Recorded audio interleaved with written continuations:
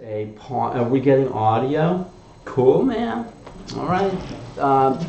Black is a pawn ahead and is centralizing his pieces, and so it looks like it's been a successful opening for Black. Daniel is also, and the time is just running down here. We're on board one, but let's take a quick look at board two, where Grandmaster Steven Zirk is playing Jules Jelinek, and Jules is a local club player, and that's a strong move. And White's going pawn hunting on the queen side, and now threatening the queen, and backing up with from the attacked rook. Black's forces are in somewhat of a disarray. In fact, he is now, how many pawns down? Can you help me count here? Three pawns down. This is not looking good for Jules Jelinek. And Grandmaster Steven Zirk is in control. Conrad Holtz, I'm not sure what happened in this game. It looks like a win for White. Either Black has blundered the queen or we have a DGT error. On the fourth board, I'm going to go all the way down here, folks. We have the game in progress with Alexander Katz. Is he an international master? I think he might be. No, but he's a 24.99 player. I think he is an international master. And he's playing Eric Lee, who's having a great tournament. Eric Lee just beat, in the last round, who did he beat? Or the round before that, he beat Zoria, Grandmaster Zoria. And then he lost to Christopher Wu. So the tournament's still wide open, more than halfway, and Black delivered mate on the board. How about that? Eric Lee is triumphant. He's having a great tournament. He's a good player. He drew Nick. Fantastic. Yeah, let's see how Naroditsky is doing against you.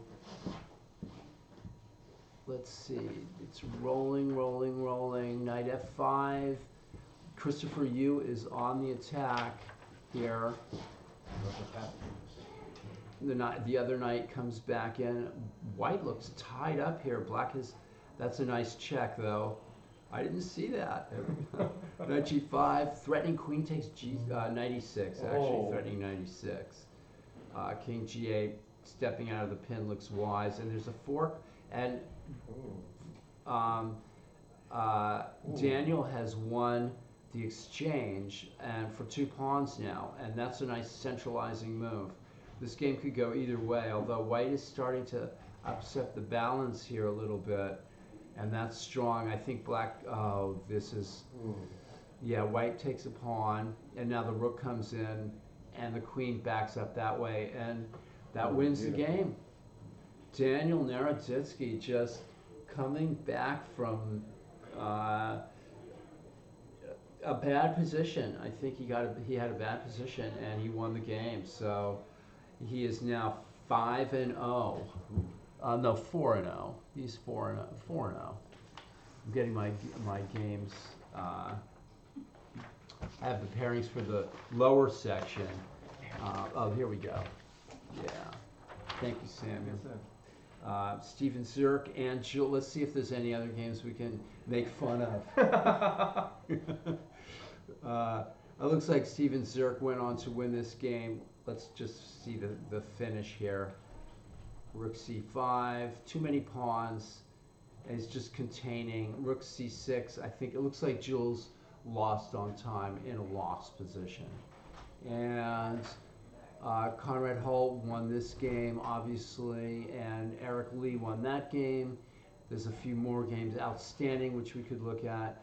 This is an interesting endgame here. Is White going to play king takes g4 or let this time run out? Yeah, but that's over. I'm not sure. h6 takes on b3. Both players have queened. White White has two pawns. White has 2 pawns. One of them's going to go right away. Queen e4 check and queen takes a4, I think. And that's something like that has happened.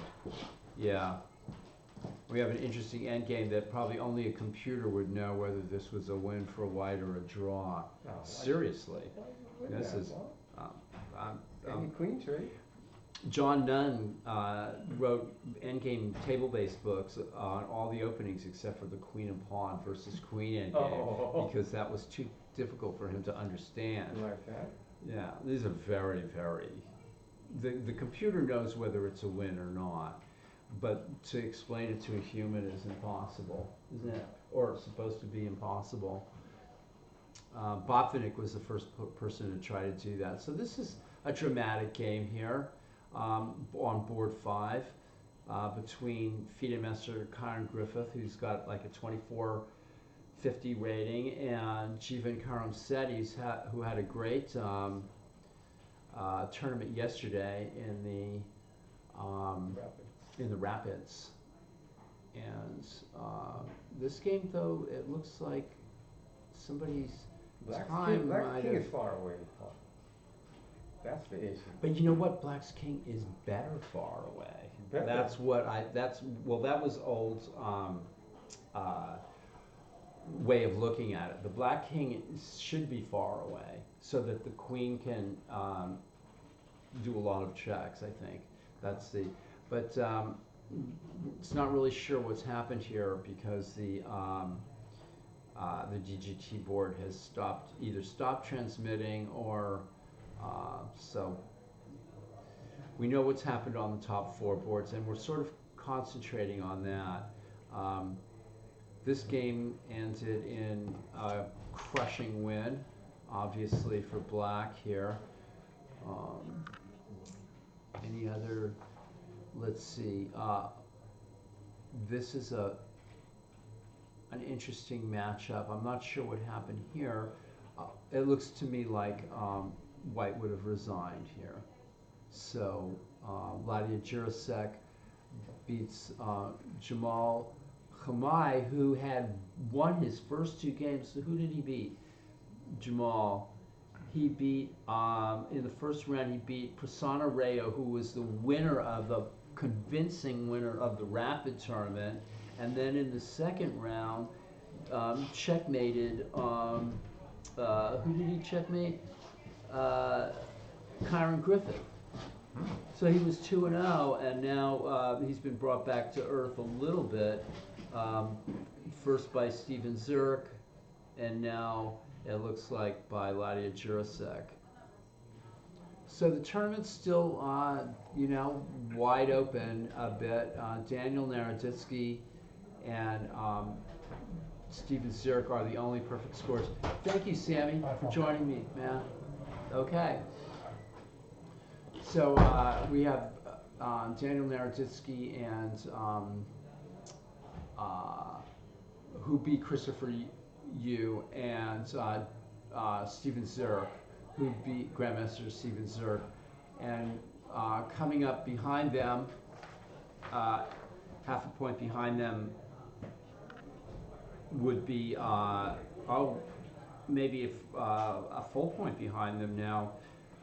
Jules Jelinek was the only 2.5 player with 2.5. So Holt will have 3. Conrad Holt will have 3. Grandmaster Holtz. Michael Song. There'll be a bunch of players with 3 points. And as Daniel Naroditsky and Steven Zurich start to separate themselves from the field. Is the broadcast is going okay? Excellent, guys! Congratulations. It says we're offline on Twitch. Is that true? No, it can't be. Here is our. I'm going to take a look at our Twitch feed myself. And I can't see the chat, but that's okay. We have other people monitoring our chat. Thank you. Okay. there we are. Okay, I get to actually see what's going on here. And the standings after round 4, I could show them to you. That might be an interesting thing to try to do. Probably not going to work very well, but I'll just tell them. I'll tell you all. After 4 rounds, Naroditsky and Grandmaster Naroditsky and Grandmaster Steven Zirk have a perfect 4-0. They'll obviously be paired together. 3rd through 7th is Grandmaster Conrad Holt, International Master Christopher Yu, International Master Michael Song, International Master Ladia Zhirasek, and National Master Eric Lee. Grandmaster Zviad Azoria has gotten off to a kind of a slow start, but don't count him out yet. He's back there with 2.5, which is still +1. So we have the pair. Let's see what I think we have the pairings. Yes. And they'll be showing up in front of you shortly. I'm going to throw the old pairings on the floor.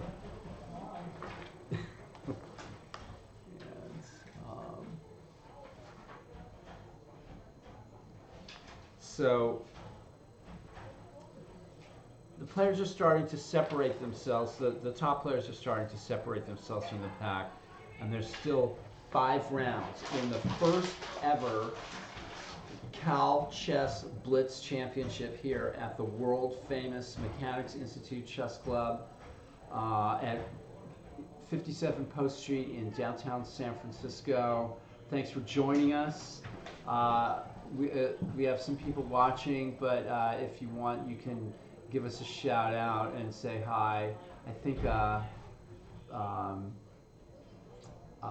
we'll be able to say hi back.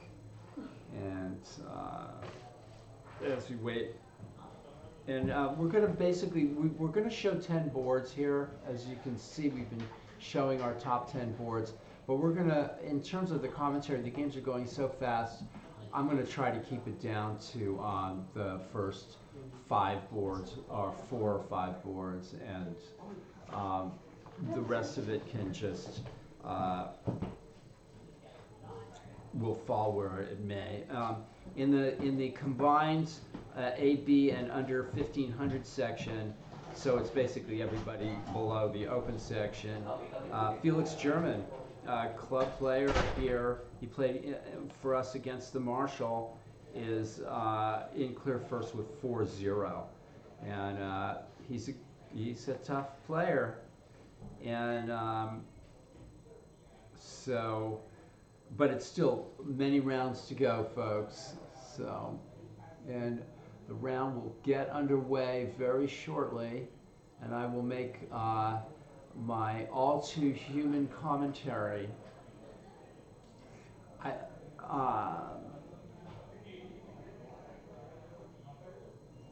And at some point, you'll probably see here in the room with me, club director. Mechanics Institute Club Director Abel Telementes, and Chess Room Youth Outreach Maven Judith Starry. These 2 folks have brought a lot of incredible, exciting things here at the Mechanics. We've had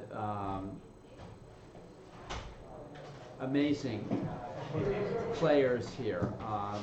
Fabiano Caruana, the players that are here tonight. Caruana was here for, what was the name of the tournament that Caruana played? I always forget the Rapid. Pro Chess. Oh, it was the Pro Racket. Chess, that's right, the Pro Chess Rapid Championship with John Ludwig Hammer and Fabiano Caruana and everything. Incredible. Upcoming pairings. This is great. And you have the. I have that Yeah. And this is the standings, and you have the standings for that. So. Very good. I already have the championship standings here. Okay, so we're about to get underway, and Steven Zurich is white against Daniel Naroditsky. Hey, that's a big matchup. If Daniel gets, one of these players wins this game, they're going to be sort of running away with the tournament. Clear point ahead. Both of them have started to pull away from the field a bit. With perfect 4-0 scores, but there's players back there that can catch them, that can take them down and catch them. Yeah. We'll try Two to. undefeated, yeah. You want to have a quick Yeah.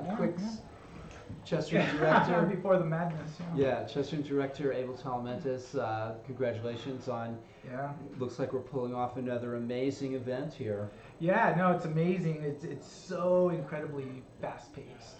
It's like you don't even have time to breathe, and even when the games are going, all you're doing is hitting. You're hearing the smacking of clocks and pieces flying, pieces knocked to flying. the floor. It actually hasn't been that bad, actually, in terms of the illegal moves, and obviously we've had some and what have you, but it's a lot more controlled than I expected. Okay. And we're already had some great matchups, and Daniel Naroditsky versus Christopher Yu. yeah, that was the last round, and that was a tight game, and each of them, of course, had seconds on the clock. Right, they wouldn't have it any other way. Yeah. So and now we have a matchup of two undefeateds. Going into round 5 when we got 9 rounds, so there's still a lot. And Conrad Holt is creeping up the. That guy is very strong. Holt and he can beat anybody in this tournament. Yeah, and then we got look at these matchups: Eric Lee and Chiron, Ladia against Christopher Yu. It's gonna be an exciting 5th round. Yeah. And fortunately, after this 5th round, we get a lunch break. So okay. Shout out to club players here, Jules Jelinek and Arthur Ismakov, who are making a pretty good showing for themselves so far. Yeah. They, I think, let's see, they both have 2.5, and along with Kyron Griffith, so they're sort of, and Eric Lee with 3 points. These are the players that are kind of representing the mechanics club. The regular club players. Yeah, the regular club players. So yeah, really. So exciting. we're rooting for them. Yeah. Of course, Daniel grew up in this club, but in a way, he doesn't count. When you get to like an elite level, yeah, it's he's too good. It's okay if you're too good for this place, but we know he's mechanics through and through. So. Yeah. So what were you gonna say? There's a lot of these players. Oh no, I'm just I'm gonna get out there and pretty soon get this last round started, and then halfway through, and it's funny because I'm looking at like the viewers. I just saw the number jump up, so it's good that people are starting to tune in. Yeah. And a lot of chess left to go, so hopefully it'll be exciting, and good luck to you. Okay. We're gonna get the round started. All right, congratulations. Thank you. Another great event. Do you have the gloves? Yes, they're all set. Ready to go. All right. I'm going to, this is our top 10 boards, although we're going to be paying attention to the top 4 or 5 boards and see how well I do keeping up with the games here. I haven't had my 10th cup of coffee yet, so I'm going to do my best.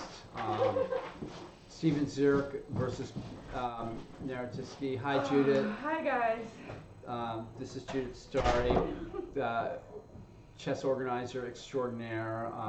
And so how's it going? It's fun. We caught up in time. We started a little bit late because we had quite a few on-site registrations. Okay.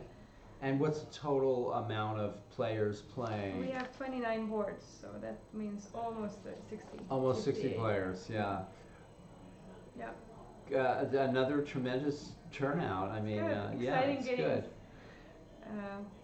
Daniel and Steven. Has there been any crazy problems that you've seen out there? Like, well, one of the typical in the beginning is that people are so used to capturing the king during Blitz, Oh, right? yes. And the new rules state that no, it's Yeah, an you illegal can't. move. Capturing a king is an illegal move. Yeah. Yes, yeah. so it's standard. Don't capture the king. Claim an illegal move. Right. Add 1 minute because it's Blitz time control. So Right. that's it basically. But it's I like the way that you and Abel keep telling these folks the rules. I mean, even chess players, even very experienced chess players who play for a long time, they kind of don't want to think about that stuff. And it's funny how even top players sometimes cannot know the rules, what time they're supposed to be at the tournament hall, or was there an increment or a delay, or yeah, exactly. it's funny. Even Carlsen and people have gotten into trouble with these things. It's true. Yes, I think Carlsen forfeited a game maybe a couple of years ago or a year ago because of that. So the rules are important, and I've learned more about the rules of chess just since you and Abel have come on board, and I've been forced to sort of pay attention to it myself. So that's good. Yeah, and I'm learning with every single tournament, and it's good to have another good TD because you can always ask. Right. Whenever I TD'd alone, I always had John McComsky on the text line because he was my backup. Right, lifeline chat. Lifeline chat, TD hotline chat with John, Yeah. and I really appreciated John's support and still do, obviously. That's but great. it's good that like we had a problem with that king capturing, and I had two gentlemen very passionately expressing their opinions, and it's always good to have, hey, well, I need you, and he gives that support, so it's good. Yeah. Yeah, so 2 more minutes and we're gonna All right. have, how was Daniel and you? Was it close? It was, Christopher had the advantage, but his position was a little shaky, and Daniel bamboozled him. Okay. And that's my favorite word of the day. Yeah, no, it's Bamboozle. where did you get that from? It's Friends? It's an old word. Okay. Yeah, There's bamboozle. a famous Friends episode, and everyone can tell you I'm a very good friend. I'm a fan Like, of the Friends episodes, and so I can. And bamboozle is Yes. a word? Okay. Yeah. Use it a lot, bamboozle. Yeah, we bamboozle, should, we right? should, Yeah. we should. I like so. it. It's like tricking somebody, but in a not so good. Yeah. So we have Daniel and Steven. Yeah, this is going about on to start, and you can see in the fourth. back Conrad Holt is sitting Catching there up, yeah. against international master Michael Song on board 2 in the distance. So Conrad over was there. late, so he got forfeited in the first round, but obviously we're not gonna deny his re-entry, so he got re-entered with 2 half-point buys. Wow. So that's Wow. how he's catching up. Yeah, and he's a person that could win Oh, this yeah. tournament. If he could go on a tear. And Yeah, I'll be able to tell you stories how he showed up with 2 minutes on his clock and won. Yeah, no, he's an extraordinary player. No, I have to go out. Okay, all right. Thanks, Judith. We're about to start here. This is going to get really exciting here. We're in the CalChess Blitz Championship, 2019, the first ever CalChess Blitz Championship. We have Grandmaster in the 5th round, Grandmaster Steven Zirk versus Grandmaster Daniel Naroditsky. And it's almost on your mark, get set, go here.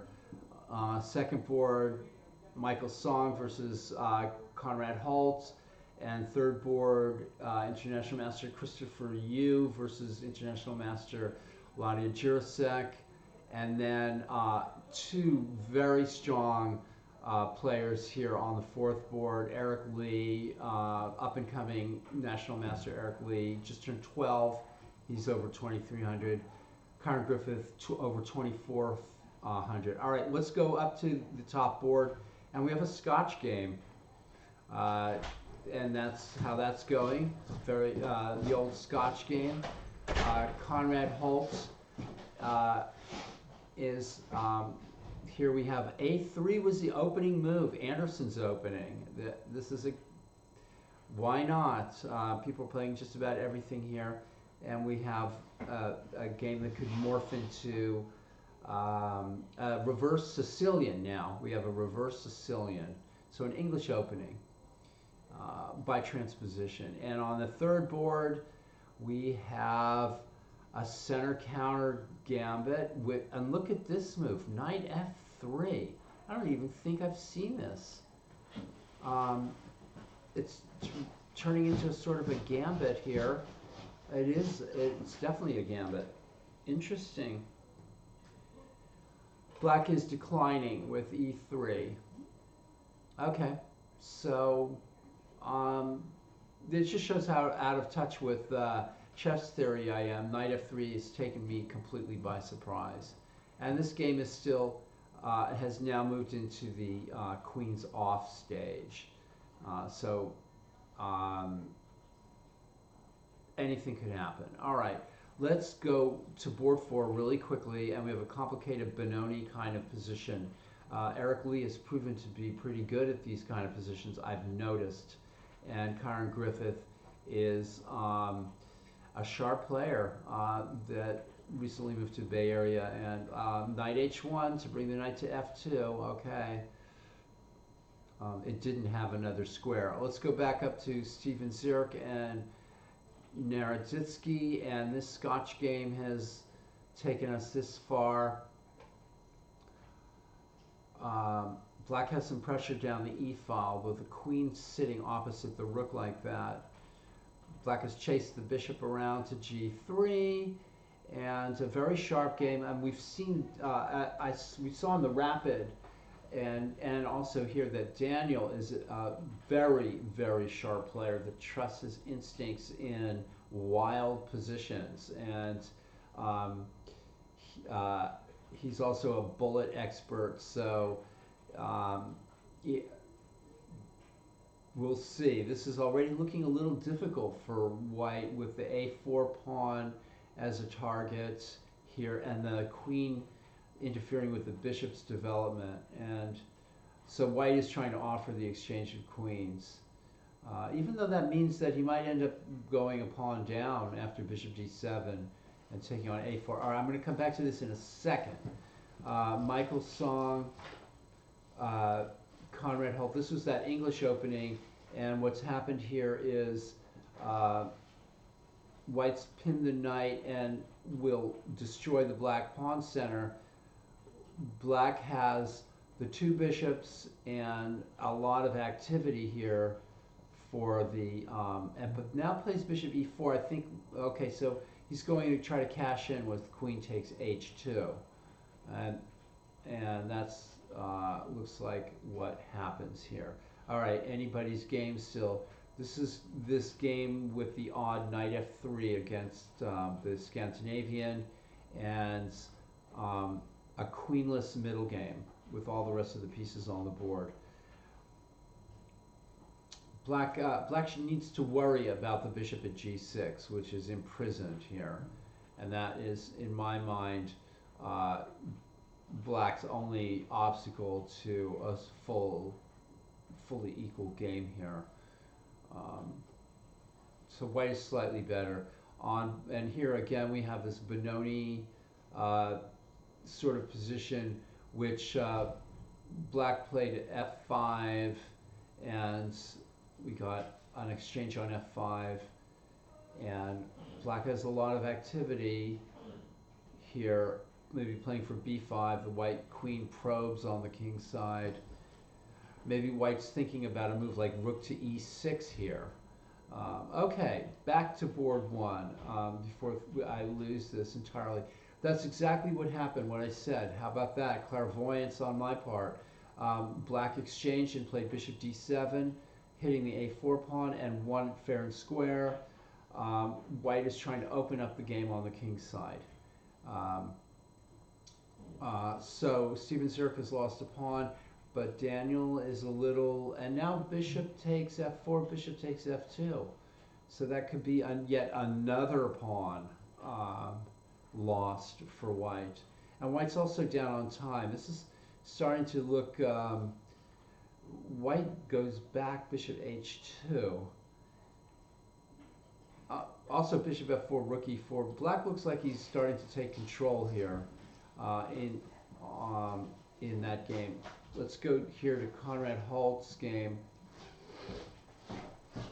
Black has won a pawn, but is that pawn going to take him any further in this world?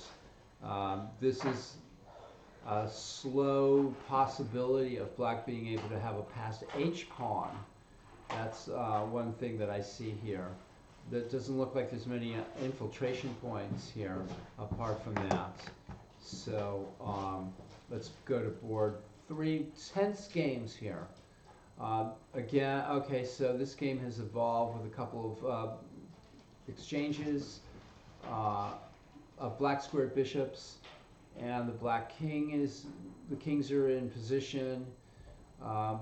Black is sort of trying to get this bishop back into the game, and that's White's trump here, is that the bishop is contained, very well contained still. So Black needs to solve this problem, and he's starting to do it here as we jump ahead in the here's Kyron Griffith's game. There's been an exchange of rooks, dark squared bishops. It's looking sort of level. The pawn at f4 is hanging, and White defends that. But Black has some play here, and White has some weak pawns, but so does Black. Looks like it's in balance. Still, Black is sort of doing some infiltrating. Let's go back up to board 1 quickly. Let's see. Daniel is eating some pawns here, and now simplifying. This is White really 4 pawns down? This is just a completely lost cause here. White is 4 pawns down, and it looks like he might have lost on time as well. A very smooth win for Daniel. Oh, they're still playing. Okay. I mean, this game is over. White is hoping for a cheapo, obviously, but being 4 pawns down in a sort of an endgame situation, this is a foregone conclusion. And Steven Zurich is still trying to make a fight of it, but he's still 4 pawns down. And only in a Blitz game would you play on here. But actually, it looks like he resigned, finally. Okay, so Daniels just was too strong there, and now goes a full point ahead of the field with that win. He's now a perfect 5-0, and can anything stop him? Black won this game. Let's see what happened. Rook A1. It looks like Black won. G6, Bishop B4. Is it time for White to get desperate like that? Well, maybe. Okay. White trapped his own bishop. And that just goes to show you, folks, that even an international master, under some pressure on the clock, can drop a whole bishop right in the middle of the board. A terrible blunder by Michael Song there, and actually this is a lesson for us all. You can be an international master and still drop a piece with a 1-move combination. So Conrad Hull takes the point, and on board 3. We had a tense game. We're going to roll through here. White's putting on some pressure here, Christopher Yu. But Black is defending well and now starting to make some progress here. Positionally, Black is doing well here, and that is a fine move. Obviously, White couldn't take, and now Black is winning a pawn. And cash is in here for a 2-pawn advantage. Ladia is winning this game, and White is desperately seeking some counterplay. Will he be able to get it in time? Black is moving in for the kill with trying to checkmate Black. Checkmate. Oh, this is a well-played game by Ladia Jurasek. That's it. Unless there was some Christopher Yu loses his 2nd game in a row. So a very dramatic finish there, but Ladia took his chances, and it looks like Christopher overplayed his hand. And let's take a look at this game, which is still in progress here. I'm going to jump down at the end of it. Somehow, one of the players has, I'm not sure what's going on the DGT boards because they're not moving, but it looks like black has exchanged down for a couple of pawns, for pawn and maybe trying to target the b3 pawn. So this is still unclear, completely unclear.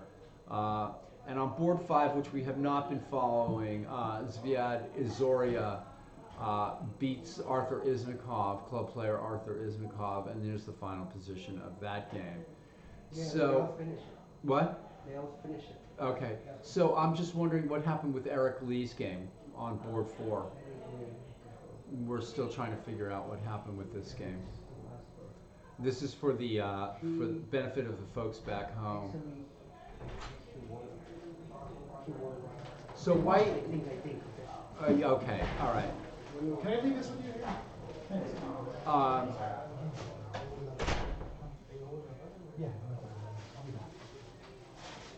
Okay.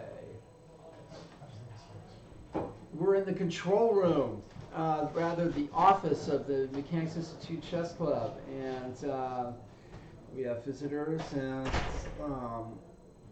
friends. All of them are friends, and I think we're taking a break here. Before we do take a break, I'm gonna find out, for the sake of everybody out there in TV land, what the results were. I want to know before I take a break here. I want to know the result. First of all, between Christopher, clearly Daniel won. That game was beyond doubt. We want to know the result between Ladia Jirasek and Christopher Yu. I'm pretty sure that was a win for Ladia Jirasek, and yes, it was.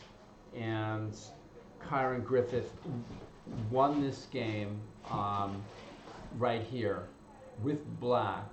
The exchange down. Obviously after bishop takes d5, but then white can't defend on b3. It's still a tense situation. I'm not sure what happened. Rook d1, bishop b3, rook d6. That looks unclear, but somehow black prevailed and won that game. And so I'm going to read off the standings here, and then I'm going to take a break. In clear first after 5 rounds, and we're taking a break for how long?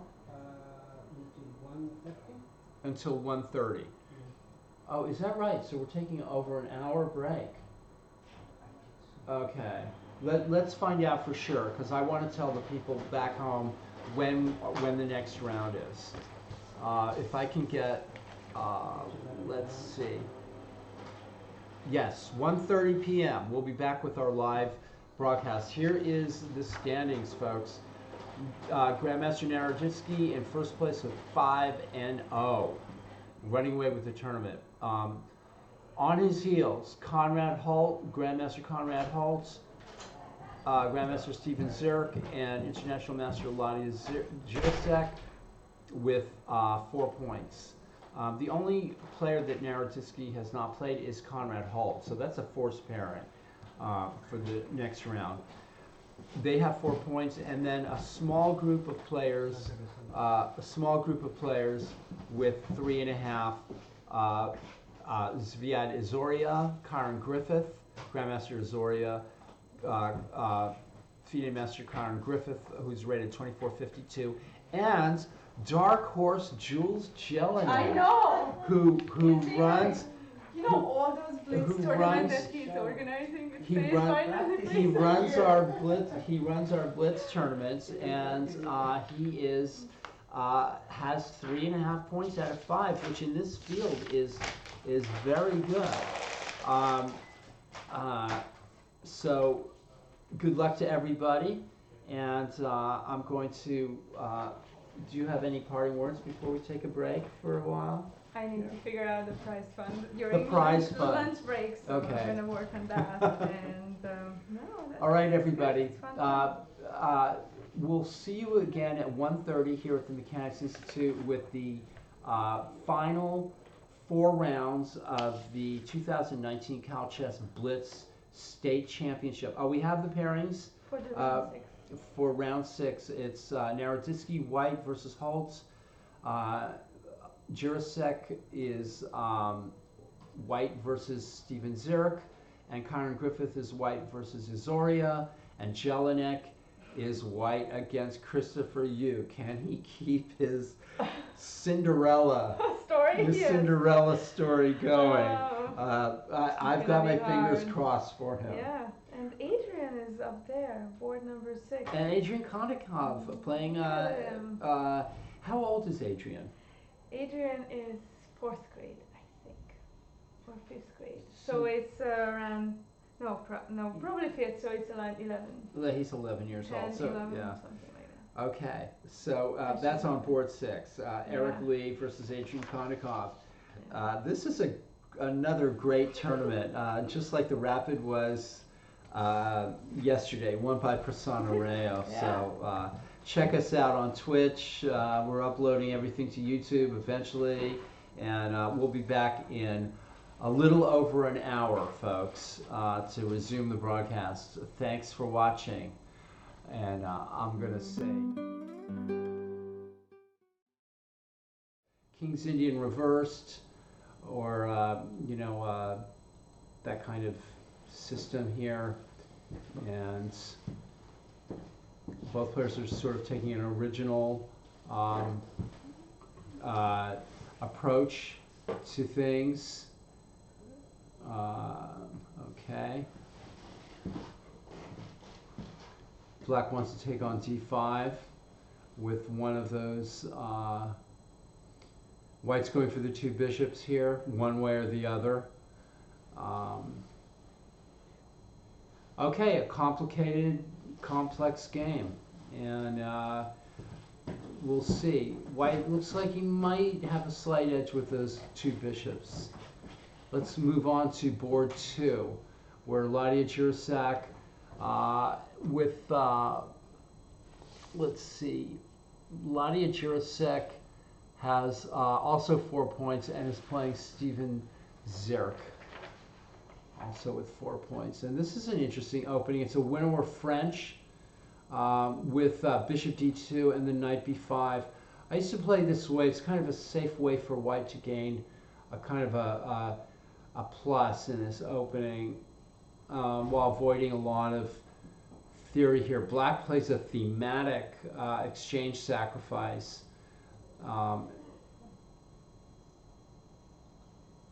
And gets rid of this bishop. I guess it's impossible to play queen d6 probably because of queen h7. So black has the exchange down here, and this is not. And knight f7 is an interesting shot. Look at that.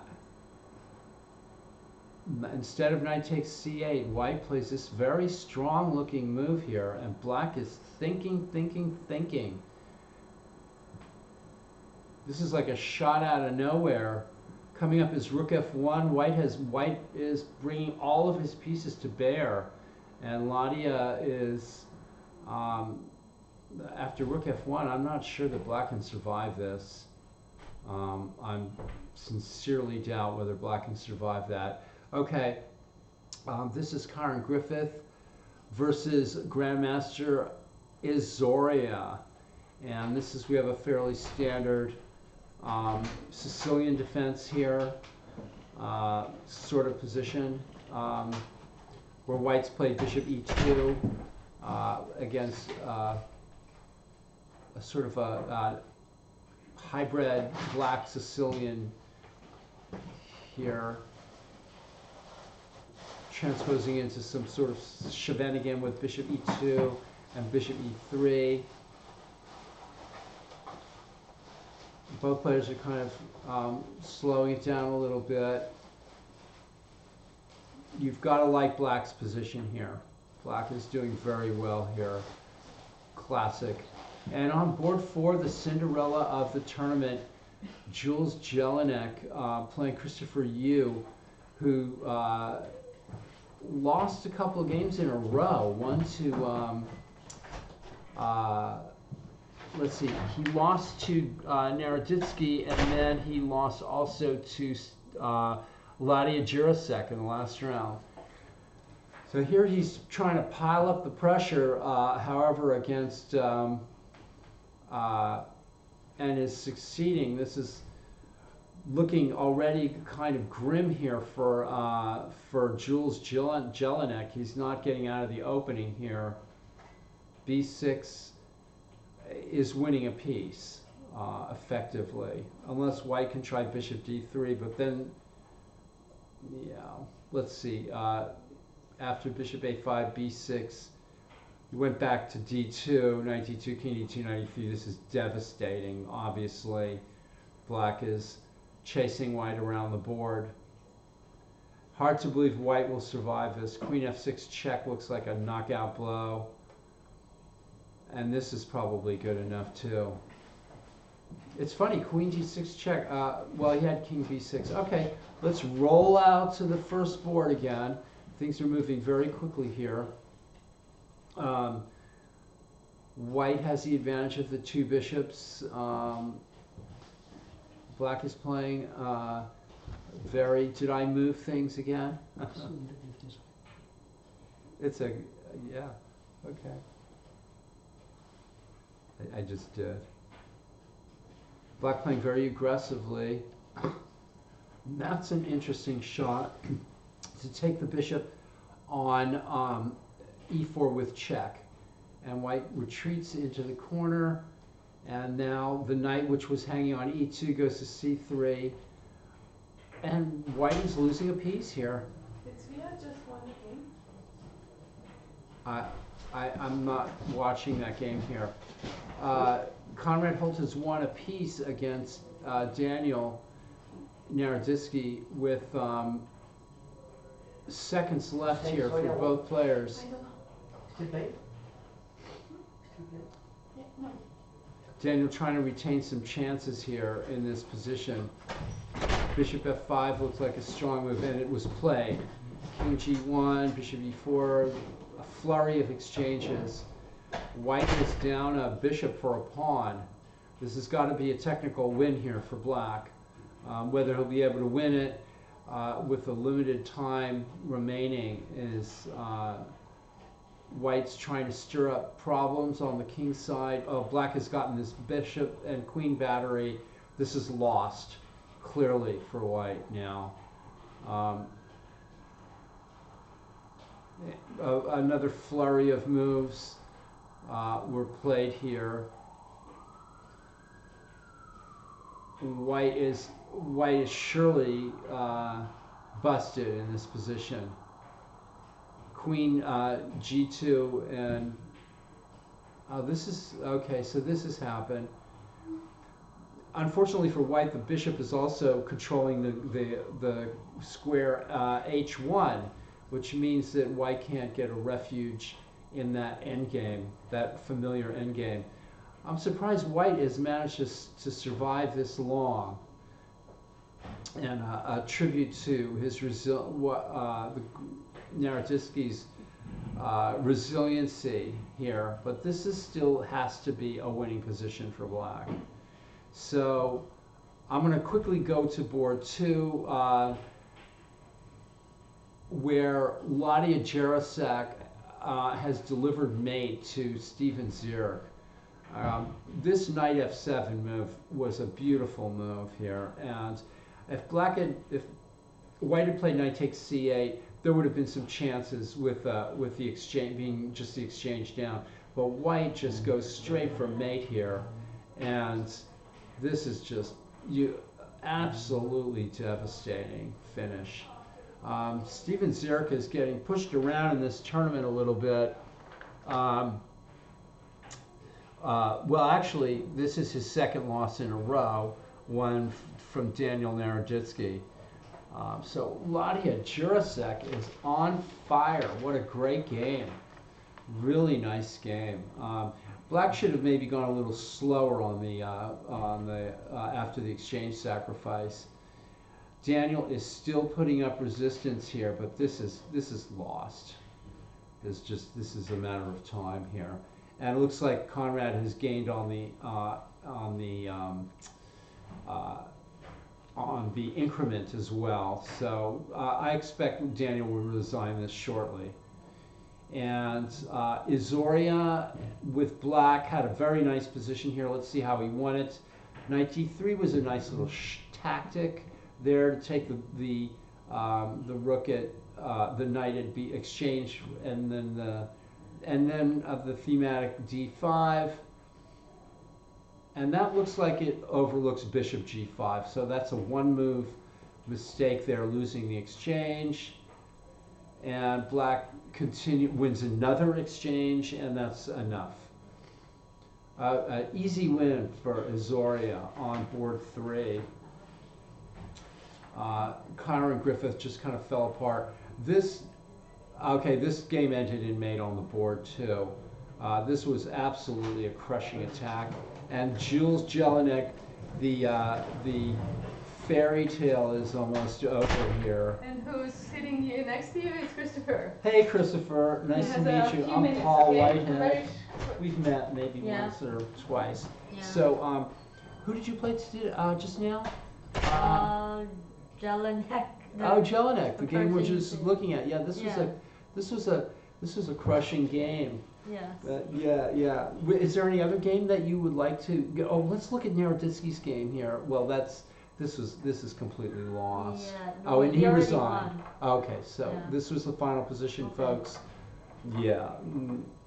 Okay, so the games are over for the round. Was there any game that you played earlier that you is memorable for you and you could run through quickly? This one. Oh yeah. This one was actually not a good game because of one move. Show This us. is nice. Okay, so I played the Mora. I think it's a good opening for Blitz. I've even done classical chess before. Yeah.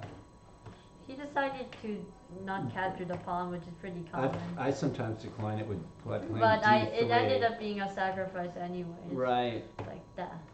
This is Nice. So another it's like a interesting Danish line. gambit. And this Almost. position is about equal objectively, but Huh. probably better for white in a practical game. Sure. Look at here you So come. far it's good, but this is just a horrible move because he has c takes d2. But he missed it, and now I'm just completely winning. And it ends up with this fun. Yeah. Yeah. These Blitz games are fun. I mean, there's a lot of tactics. Yeah. So you lost a game though, right? Have you lost one game or two I've lost games? 2 games. You lost to Daniel Naroditsky. No. That I should have won. You should have won that game. Okay. And Ladia Jurasek, who's having a great tournament. So yeah. What are your plans after this tournament? Do you have any other? Do you have any Grandmaster norms yet? No. No, not yet. I'm probably I should play the tournament on early November, November 9th. Where's that? Oh, in St. Louis. In St. Louis. Yes. Okay. Is that a Very norm? strong event. Is that a norm tournament? Guaranteed prizes. Wow. Who else is playing?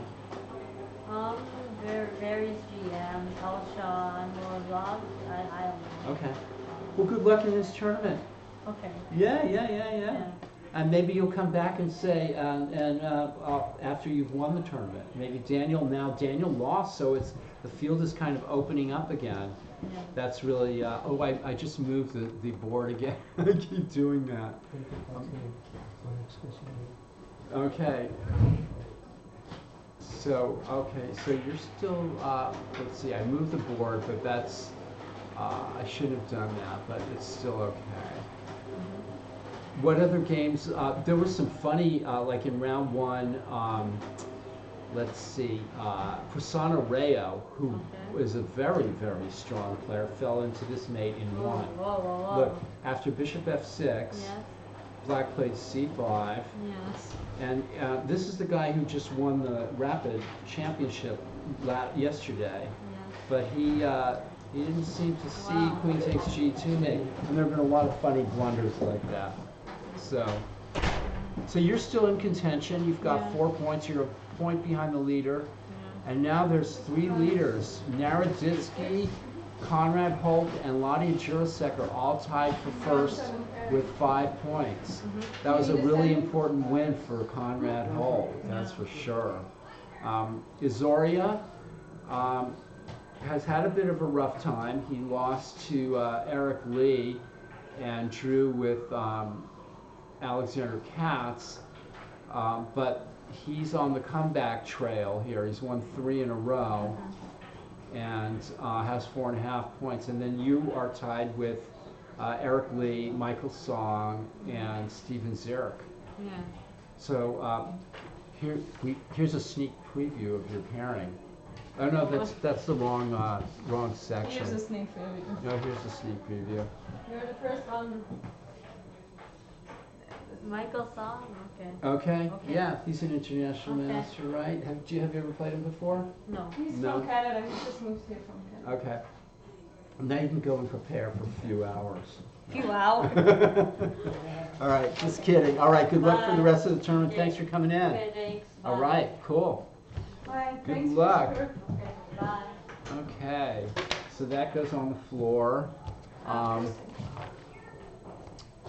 Yeah, okay, so the pairings are up for round, and the tournament has been blown wide open by Daniel Naroditsky, getting pretty schooled there by, if I may say so, by Conrad Holt. Conrad Holt played a really nice game, and that's the end of that. And speaking of getting schooled, this is the final position of Jurasek versus Steven Zierk, absolutely crushing mate on the board. I mean, that's about as bad as it gets, folks. Ladia has raised his game clearly, and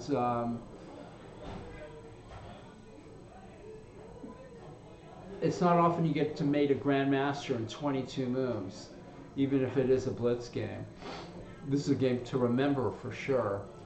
And Izoria had a relatively easy win, as did Christopher Yu. So let's see if we can see some of the pairings here. Conrad Holt is white versus Ladia Jurasek. It's obviously an important game. In fact, all these top boards are all important to the result of the tournament. We'll see what happens here. Izoria Naroditsky. Izoria has, let's see, what are the let me get the standings here after 6 rounds.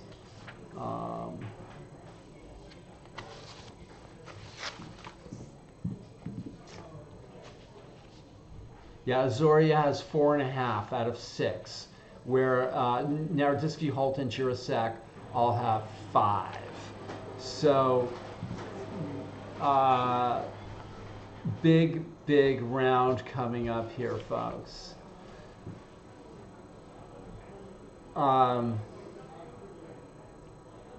I would normally say that Conrad Holt would hold a big advantage here, but we're seeing Ladia's playing like a monster, and so we don't know what exactly the result is going to be in these games. And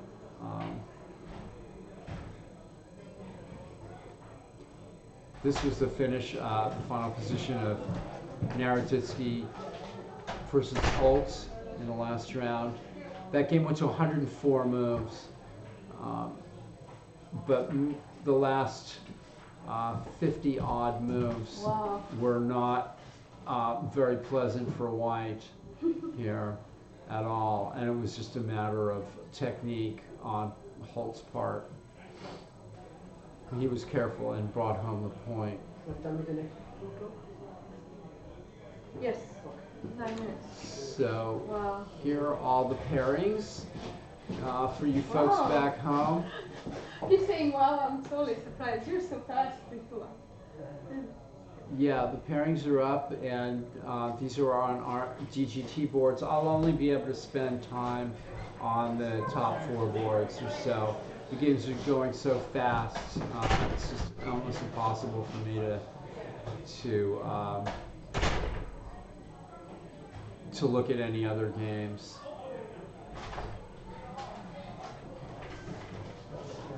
Oh. Yeah. Yeah, we've been unable to.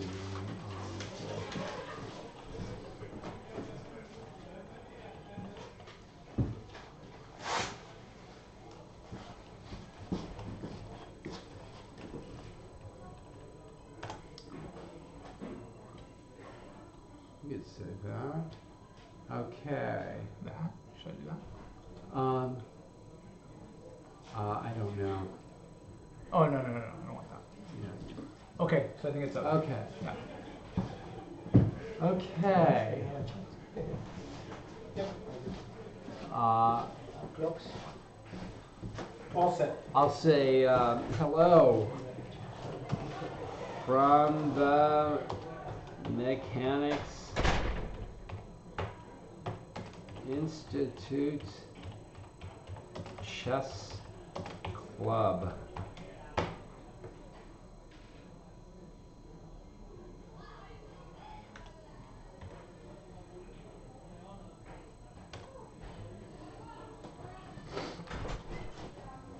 Round 7 is about to get away, and there's still a couple more rounds after that. Hello from Belgium. Fantastic. Thanks for tuning us in. This is an exciting event here. It's the CalChess, the first CalChess State Blitz Championship. We have, yesterday was the first CalChess State Rapid Championship at the Mechanics Institute Chess Club. And that was won by, very, very convincingly, by International Master Prasanna Rayo over a whole field of strong players, Grandmasters, and so on and so forth. Prasanna Rayo not doing so well here in this Blitz tournament. In fact, I'm not sure that he's even sticking it out here. Let's see. Yes, he is. But, oh, he's on board. He's on board. Is Prasanna Rayo still in the tournament? I'm not seeing his name. The last round he lost against Alexander Katz. Okay. All right. Okay. He didn't play Carlos Davila? No, I guess not. Okay, so Prasanna Rayo is not having a good tournament, but he is the California Rapid. Hi from Antarctica. Yeah, okay. Antarctica representing here at the Mechanics Institute. Yes, well, we're live from downtown San Francisco, Mechanics Institute hosting this prestigious event. Conrad Holtz is white on board 1 versus the surging international master Eladia Jurasek. They both have 5 points, as does Daniel Naroditsky, who lost in the last round 2 Holtz. And he's playing Sviatozoria, who has 4.5. And those are the leaders of the tournament. We're going to be spending most of our time on their games. We'll take a look at the other players who have 4 points. We'll be looking at their games too. Yeah. So thanks for joining us from Antarctica, Belgium, the moon, and maybe outer space. Who knows?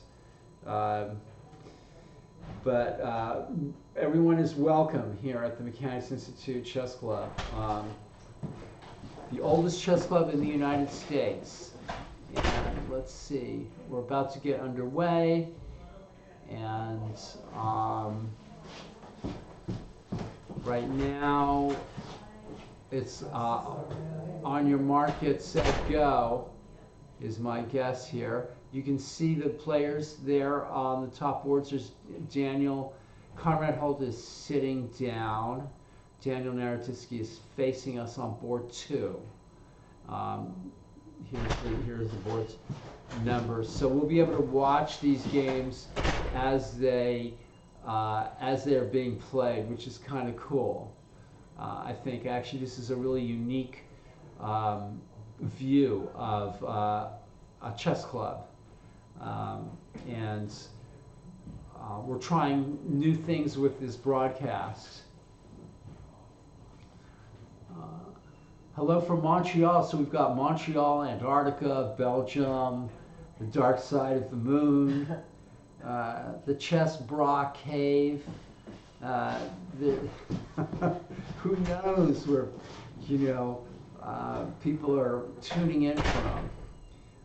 But you're all welcome here at the Mechanics Institute Chess Club. We're providing hilarious entertainment sometimes, we hope. And hi from Germany. This is amazing. We're going to have the whole world covered here pretty soon. And the tournament's about to get underway. The Blitz, this is Blitz, 3 minutes with a 2-second increment. And the winner will have the title of CalChess State Blitz Champion for 1 year. And on board 1, Conrad Hall with 5 out of 6 versus Ladi Jurasek also with 5 out of 6. And Conrad Hall took 2 half-point buys, rounds 1 and 2, and has won 4 in a row. So, or is that 5 in a row? No, 4 in a row. Yeah, including a win over Daniel Naroditsky, who is the tournament, you would imagine is a tournament favorite. He's a very popular streamer, and the faster the time control, the stronger he gets. So we're waiting for the countdown here. Lottie is adjusting his glasses. Everybody's gonna need all the help they can get, and I'm gonna just sit here and take pot shots at them. That's my I get to do that.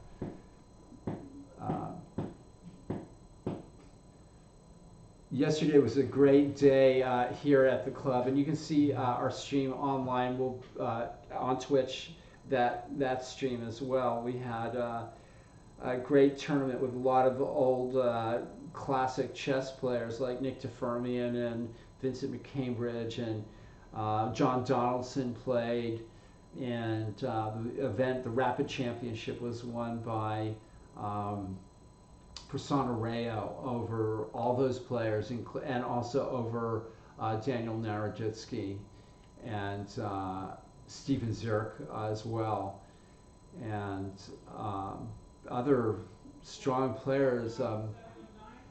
My mind is forgetful there of them, who they were. So things are going to go very fast, and I'm going to try to keep up with the top 3, definitely the top 2, and try to get in board 3 and 4 if possible, and and have a quick rundown of everything after the round is over, and then we'll be on to round 8.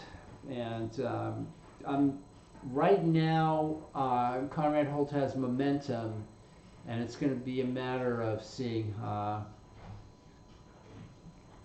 corn rolls. All right, we're off to the races, folks, and we have a King's Indian on board 1 with H3. Laddie has played this pretty effectively in the past, and knight A6. Okay, let's see how the opening is going on board 2, and this is Azoria so far, and it looks like another King's Indian. So we have King's Indians on boards 1 and 2. What a great fighting start to the rounds.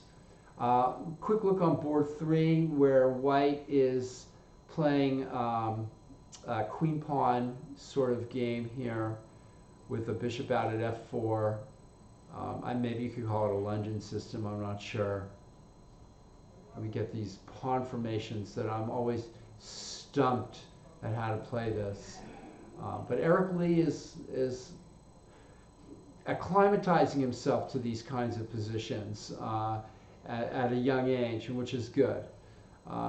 This is Christopher Yu versus International Master, and he's an International Master, he was just in here, versus International Master Michael Song, very strong player. Doesn't look like White's gotten much out of this opening. All right, we're going to go back up to board one here. Obviously, this is where a lot of the action is. And so after h3, knight a6, bishop g5, White puts his bishop on d3, and instead of playing d5, allows this capture. And sort of a little bit of an unorthodox play by White here. And Black looks like he's probably fine. It can get tricky. And this knight maneuver to e5, I guess, is to be expected. Knight d7 to e5. Possibly Black could have just maybe even taken on d3 here, or played bishop d7. So a lot of things were going on. This is the other King's Indian, and White's exchanged on e5 here. So these are positions are a bit double-edged here. The structure can favor Black because of the weak d4 square, whereas the d5 square is covered by a Black pawn. The d4 square is not covered at all, and sometimes Black can maneuver pieces into d4. However, White has space, and that's always... and White is also trying to lead the game into positional lines, which is a clever idea against Daniel, who just tactically is a monster, and of course he doesn't want to trade queens. He wants to keep the queens on and go for the throat, so to speak. He's that kind of player. This game has really progressed a lot. Steven Zirk, let's go back here. A3 puts an end to, and Black strikes out with an attack on the e5 square, and this tactic with queen a5 check, nice move. It's possible that White didn't see this, or maybe White did see it, and queen a4 check was actually even more clever. So I'm outthinking myself here, and White's a piece up. And if he can corral the d3 pawn, Black will have nothing. And it looks like that's kind of what's happening. Eric Lee got caught with a mistaken tactic here, folks. Knight takes e5. Overlooking the queen a4 check, Schweissenzug, as they say. Of course, if bishop e5, and actually the game is over already. Black resigned. Kind of a sad end to this game, just a mistake, and that happens in Blitz. So we're going to go to board 4 really quickly. Christopher Yu, Michael Song, sharp position, unclear. Okay, back up to board 1, and Conrad Holtz, after bishop f4, knight d7, knight e5, remaneuvering, attacking h6. Black's making a lot of... Both players are doing a lot of maneuvering. I'm not sure which knight started out where. Knight f5. Okay, so that threatens, first of all, that threatens the h6 pawn, and also after pawn takes pawn, if the knight moves, the rook there's going to be a discovered attack. First, White throws in f6. Conrad Holt is playing an extremely sharp game. That wins the queen, bishop d4. And naturally, Schweissenzug, yeah. Naturally, Black gives up the queen dearly, and after rook takes e1, Black plays knight b8, but that can't be right. It's possible that black resigned here. Queen h6 check is a threat. So this is another blitz out victory for the white pieces. We're going to go to that in a minute. Let's just take a look at Daniel's game, which was going slower. I'm going to come back to that game. This game was more of a positional game, and now both players, whoever gets to the d5 or d4 square, knight d5, powerful move here. Black's knight is trying to find a good square. This looks good for white. This looks quite good for white. White, if black can get his knight to d6, maybe, but still, even that minor piece ending is going to be good for white. White is playing a very powerful game here, and stands better. There's going to be a lot of blitzed out moves, but before we do that, let's just go quickly again to this game. A lot of maneuvering on black's part that didn't seem to really be going much anywhere. White's massed his pieces in the center, and after knight c6, another move by the black knight, white strikes with knight f5, and after takes, it's maybe black should just leave the knight on e6 and develop with bishop d7 or something. But he decides to hold on there, and now f6 is must take it, and after check must go back, and then bishop d4 is crushing. Not only is the queen threatened, but the bishop's threatened, and queen h6. On the big threat here is queen h6 check, and there seems to be no way that black can get out of that. And I'm not sure if knight b8 was actually played, but black resigned. Conrad Holt just crushing Ladia Jirasek in that game, and we saw Eric Lee, Steven Zurich crush Eric Lee through a mistaken combination. So we can spend a little time here on Thunder Holt says IMF pawn. We can spend a little time on this game, and white is enjoying a plus here with this passed pawn, and now looking for maybe an entrance with bishop h3, and black is trying to remain active. I think if white can, I'm not sure exchanging two pairs of rooks is a good idea here. Black has defended well. This is not going to be easy. And so if we try to think of a way to win, it might be to try to use the queen on the A file. And that definitely is scary for black, of course, because he'll have to cover c5 and always worry about bishop takes c5. But this game is actually turning out somewhat peacefully. Black comes over to the queen side to cover the weaknesses there, and white's trying something with g4. You got to hand it to white there. Queen exchange, that would be questionable whether black would be good for black or not. Probably not. Black can always keep the idea of infiltrating with the queen. Black looks like he's doing fine here, at least holding.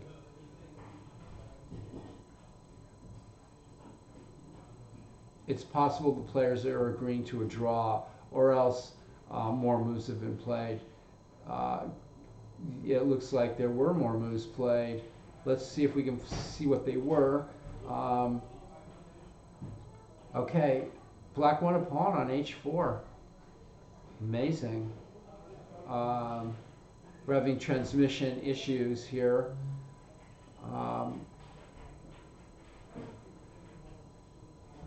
It's going to be hard for black to win this in any case, of course. There is a passed pawn there.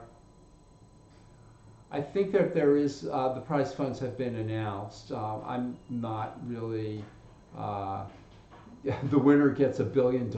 Yeah, that's good. That information is online as well. So what's going on here is that both players are trying. They're battling it out. Draw is not going to be, for either player, is not going to be enough to overtake Conrad Holt, but it's not clear that either player has anything here. I don't think either player does have anything here. So they're just making moves, and that's my take on it. And Christopher Yu, we had this game on board 4. Michael Song, and finally the pesky knight is gotten rid of. This is starting to look possibly very good for white here, although it's tricky. And okay, this is interesting. Rook A2 is absolutely forces this. White king comes up. This is looking like white is in command here. It might be end up 3-1 on the, yeah, this is lost for black, obviously, completely lost. It's possible to resist in these positions, but it doesn't look like it's happening here. Okay, so Christopher Yu wins a pretty smooth game versus Michael Song. And is Daniel still playing? Oh no, this game has ended in a draw. So now Conrad Holt sits on top of the pile of chess players. I don't know is that a good way to describe chess players? A pile of chess players. You know, you have a murmur of crows and a flock of seagulls and all that stuff. And what's a bunch of chess players? A pile of chess players? I'm just throwing that out there. Maybe it can be a contest. We can figure out who will name the a group of chess players. Let's see. We have 35 folks watching this. Conrad Holt is taking this from right out from under Daniel Naroditsky so far. This is he beat him in their individual game and now leads the tournament by half a point with 2 rounds to go. It looks like Christopher Yu is, I don't know much about Christopher Yu, but he is, what's his rating? These are, I think, FIDE rating, or USCF rating. He's 2503 USCF rating, so he's very talented. He's an international master. He told me that he's playing in a tournament in St. Louis coming up. So we have round, apart from that, and he seems like a nice guy. A gaggle of chess players, an ego abundance of chess players. That's great. That's better than a pile of chess players, I think, that I came up with. But, okay, so after 7 rounds, Conrad Holt, Grandmaster Conrad Holt, leads the pack with 6 points. Now, let's not forget that 2 rounds ago, Daniel Naroditsky led the whole pack by a full point. But now he has been nicked for a loss to Conrad Holt and a draw by Azoria. So Daniel Naroditsky is in clear second with 5.5, and then tied for 3rd through 6th is Zviad Azoria, Grandmaster Zviad Azoria, Grandmaster Steven Zirk, International Master Christopher Yu, International Master Ladia Jurasek, and that's it. And then there's a few players at 4.5. But this is No, I don't. the grand. Surprisingly, I guess not surprisingly, everybody, the Grandmasters are all up at the top. 1, 2, 3, 4 are all Grandmasters after round 7. So And let's see what's happening in the combined section below the Grandmasters, the AB section. Jacob Chang. I don't know much about Jacob Chang at all, but he's a 1840 rating, and he's a A player, and he has 6 points. I don't know why. So, Well, and this is new pairings. New pairings. Okay. Conrad Holt is white against Steven Zierk, and Naroditsky is playing the ever dangerous Arthur Ismakov.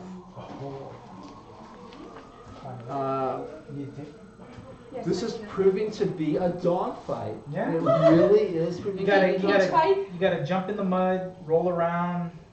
Also, we've started a conversation. You know how there's like a murmur of crows and a gaggle of geese and all this kind of thing. So what's a bunch of chess players? Yes. I thought it was a pile of chess players. I threw that out, pile of chess players. That Conrad Holt was at the top of a pile of chess players. Yeah. And then I thought, well, some people are coming in with an ego abundance of chess players or a gaggle of chess players. Most chaotic? Yes, we are the most chaotic chess players. But that's good, right? Because you get the action. Right? Yeah, we're trying to have fun here, you know, as well, everybody. So behind me here are the organizers and just Grandmasters of the event itself, which is Abel Talamentis, chess room director, and Judith Starry.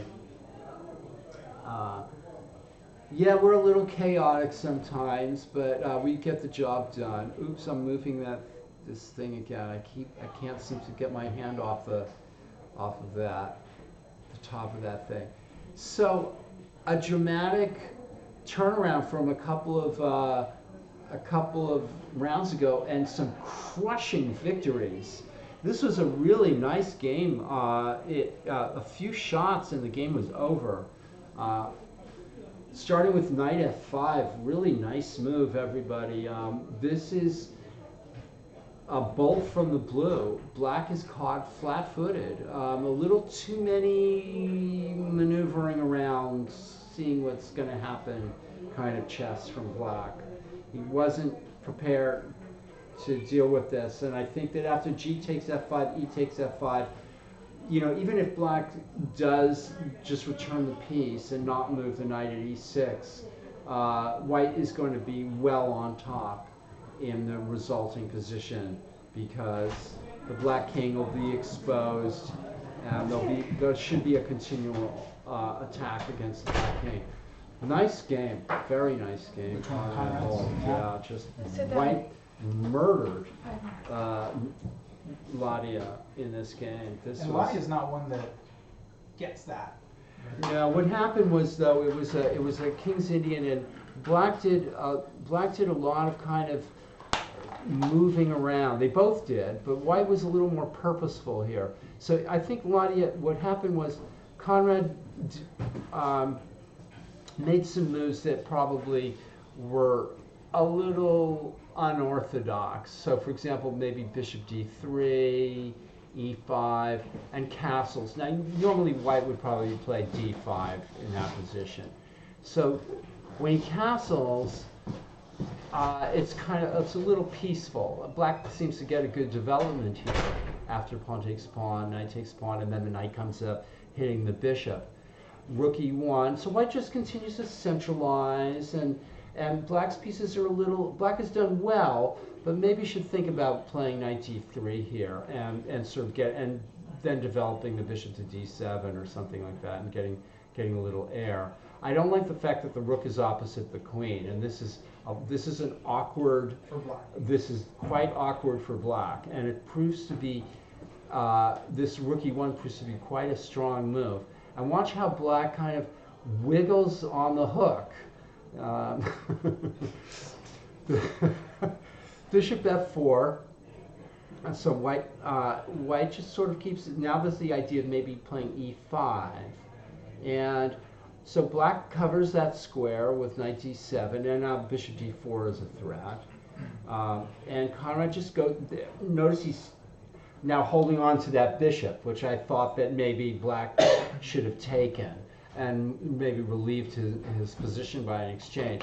So now black, this looks very active. Black is, moving his pieces into the center, and it looks like it's going somewhere, but you know what, I don't really think it is going anywhere.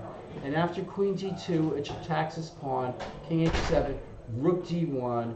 White is looking very good here, and black maybe should just play bishop d7. It's time to do something like bishop d7 here.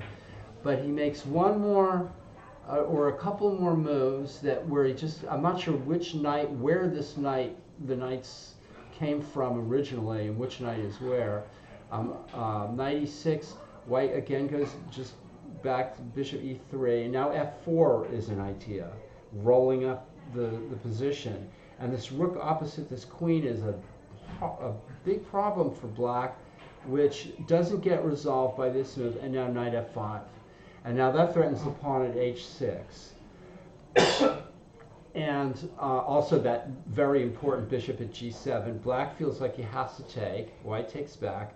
And now if the knight moves, there's going to be a bishop discovered attack. But black can't really find another move. Because if white takes here, white's just going to have a much better game anyway. With black will regain the pawn by retaking on e6, but white's going to play bishop d3 check, and maybe this pawn at h6 is going to go. So black is in trouble here, and he decides that he's going to try to keep the piece. And he moves the knight to the only square where it can go to, where the bishop won't take it right away. But white uncorks this, which now which is a very nice move. The bishop is now coming to d3 check, and black is definitely lost after this, I think. Bishop f6, bishop d3 check, king h8 is forced, and now this move, very nice. Even though black is able to take the rook with check, after rook takes e1, there's no defense. Because black has already got a piece and a rook, and he can take another piece, but it's not going to do him any good because queen h6 check is devastating.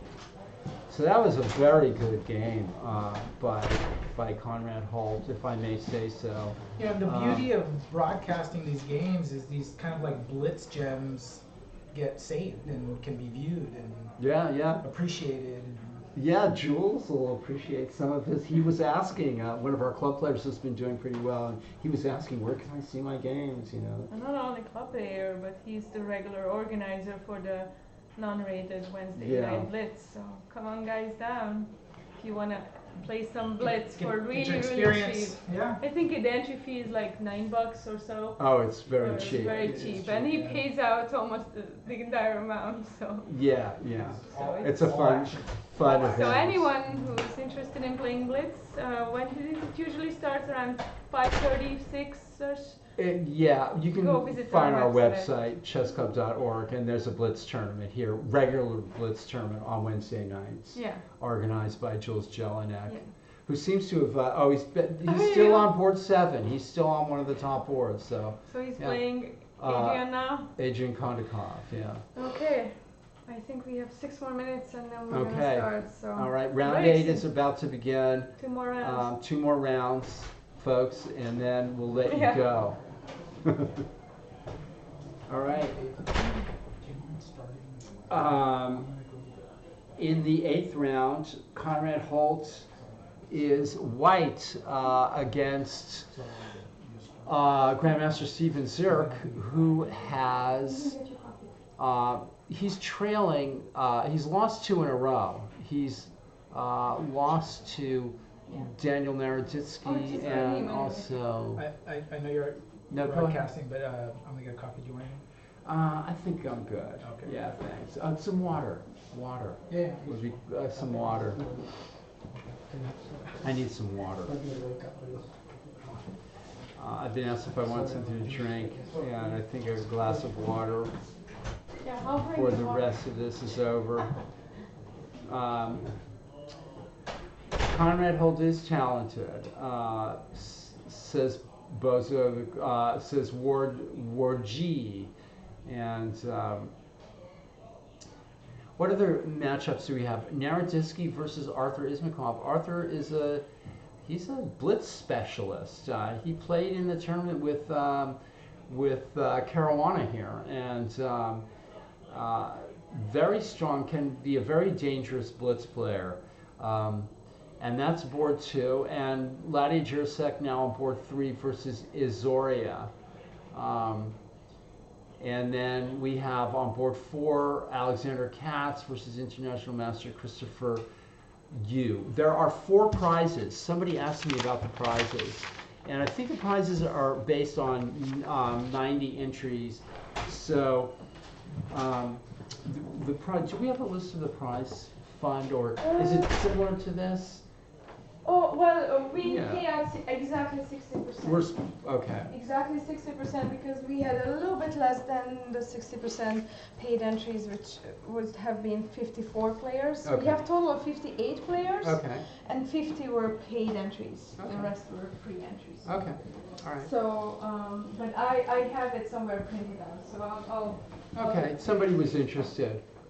Have the combined standards? I have a look of a rock star guitarist. So, Well, that's yeah.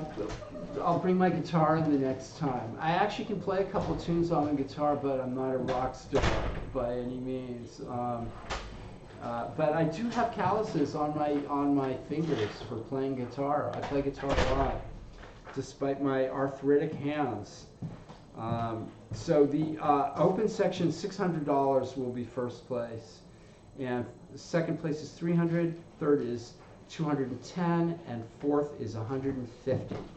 So not bad for an afternoon's worth of work.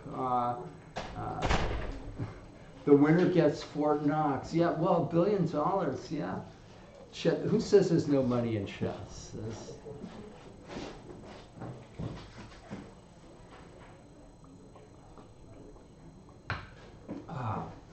I'm giving my boys a quick break here. We're gonna resume in a few minutes, maybe even less than that. You can see the players are sitting down there. In the blue shirt with his back to us, up there is Conrad Holtz, and he is white against Steven Zierk. The round's about to begin, and with his back to us, also there with the white pieces on board 2 is Daniel Naroditsky, who was leading this tournament with a perfect 5-0, and then has gotten nicked first for a loss to Conrad Holt, and then a draw. He was held to a draw by Izoria. So the Grandmasters are, let's see, I have the standings after round 7. I'm throwing the other ones down on the ground here. That's what I do. Round 7 here is, yeah, I'm good, I got it. The Grandmasters are in the first 4 places in the tournament, although Christopher Yu and Ladi Jursek are keeping pace. Clear first is Conrad Holt with 6 of 7. Clear second is Daniel Naroditsky with 5.5 of 7.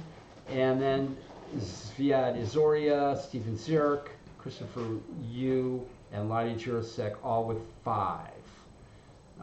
So these are right now the main contenders, unless somebody with 4.5 wins their last 2 games.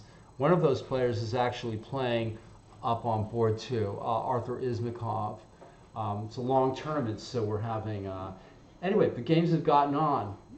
This is round 8, doubled nice, and here we go. Conrad Holt is white, and we're having, what is this, a Queen's Gambit accepted here. Fairly standard position, and let's go to board 2. Daniel Naroditsky is white against Arthur Ismakov, and we're getting an early bishop f4 and also then an early queen b6. And both players are developing their pieces, which I approve of. It's a good idea out there in chess land to develop your pieces. And it's nice to see the Grandmasters doing that on occasion as well. h6. Okay. Jirasak versus Azoria. And here we have, this is the old, Azoria has been playing this bishop d7 move a lot, which is not normal, but obviously not bad, and sort of seeing what white does, and we're sort of transposing into a Richter, maybe a kind of a Richter-Rauser setup here. White was threatening e5 there in that position, so the black queen takes itself out of harm's way, and white's building up on the king side. Let's go back. That's board 3. Let's take a quick look at board 4, and we have an Alekhine's defense. Unusual opening for this day and age. So Christopher Yu also played the Smith-Morra Gambit in one game. So he's experimenting with some different openings here. And white has the old space advantage and blah, blah, blah.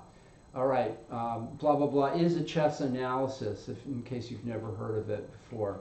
Here is Holt versus Zierk. And, you know, Conrad, I've played Conrad Holtz, and I've played Daniel Naroditsky at Blitz, and these guys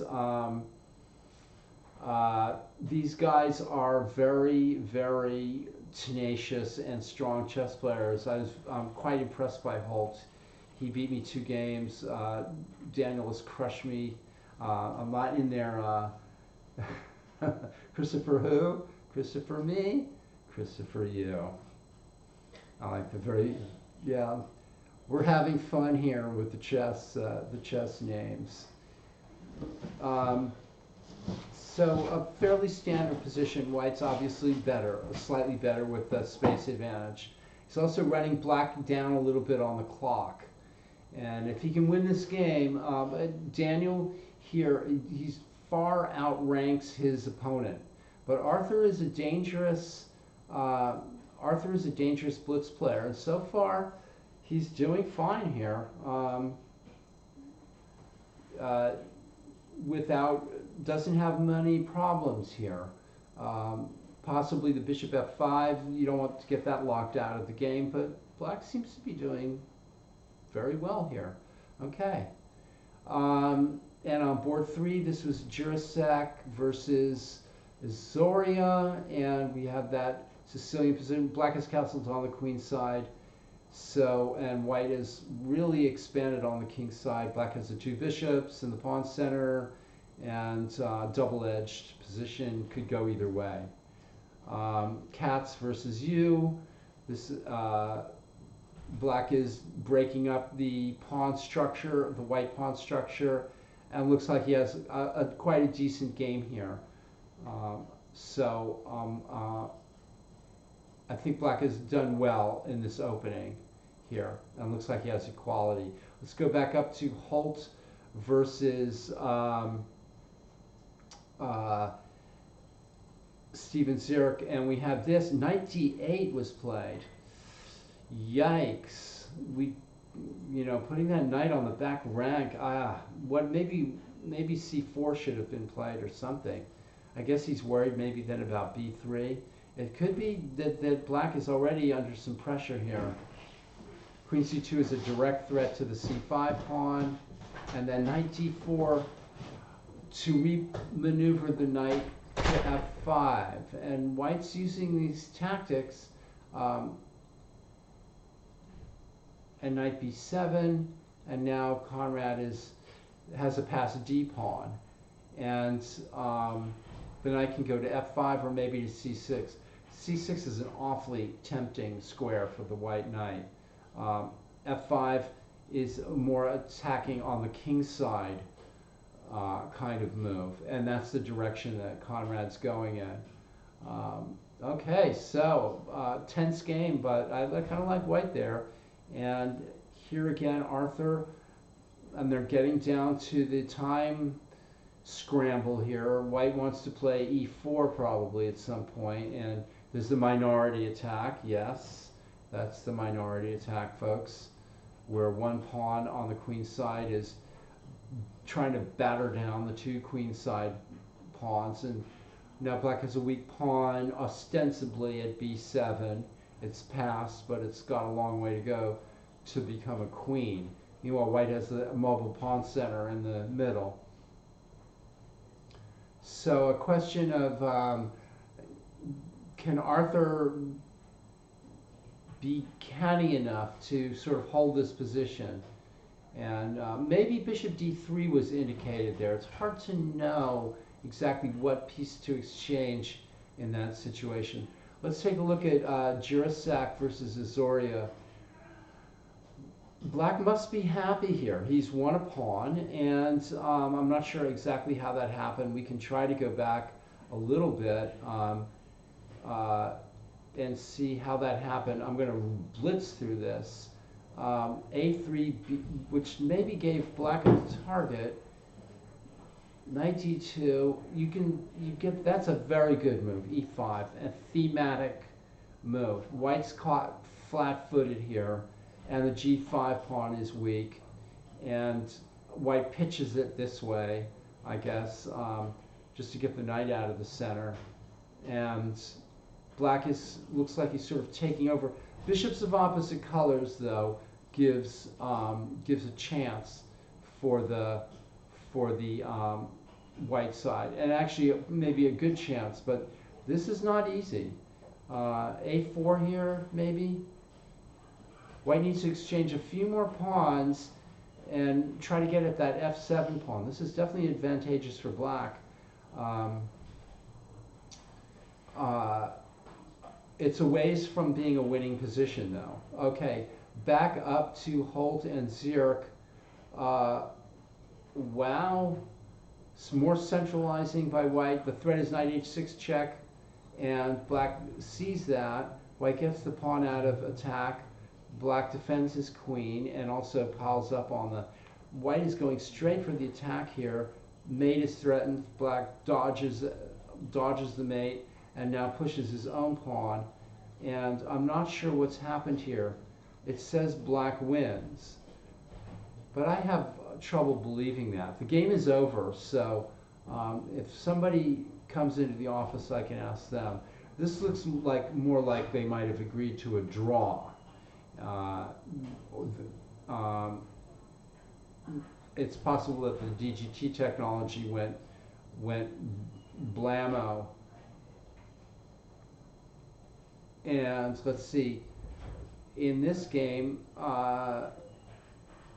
white is trying to bamboozle black here and succeeds with knight d6. Yikes. Maybe black could have considered playing queen e7 here.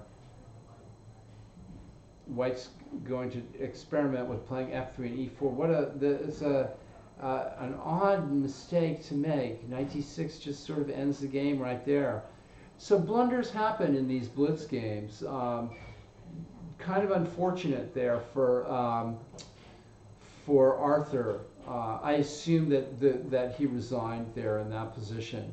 And this game, it says black wins after c4, but that's hardly believable. There must have been some more moves played. We'll find out in a minute. I'll let everybody know.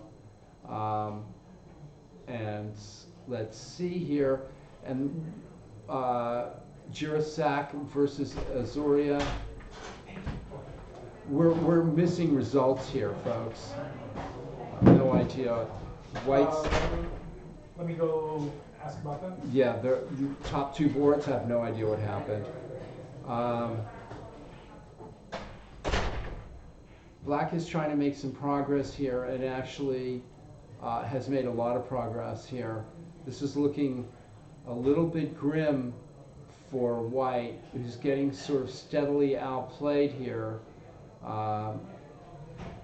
And this same funny repetition, which just sort of gives a move each time to black. Oh, f3 is a strong move. Bishop f3, rook g3. The end is near here, folks. Very thematic game here. There's absolutely no hope. No hope whatsoever. But hope springs eternal in the chess player's mind, I guess. But finally, Ladia has given up. And he's lost 2 in a row, but it was like murderer's row. He got 2 Grandmasters in a row. There's no easy games in this tournament. Ladia's is having a great tournament despite these 2 losses. He's playing fantastic chess. He checkmated. Let's not forget, he checkmated Grandmaster Steven Zirk on the board in 22 moves just an hour ago. And now he's lost 2 in a row. So. Yeah, let's find out what the results were. Juan, can you tell me? Okay, Steven Zirk won this game, but we don't have any more moves after Queen f4, c4. Is that correct, that black won on board 1? Because I don't know. And I don't know the result of this game either, of Naroditsky versus Ismakov. I'm assuming that Naroditsky won. So what happened on board 1? 1-0. I mean, that's because they put the kings in the middle. So but there's no more moves after Queen f4, c4. That doesn't make sense to me.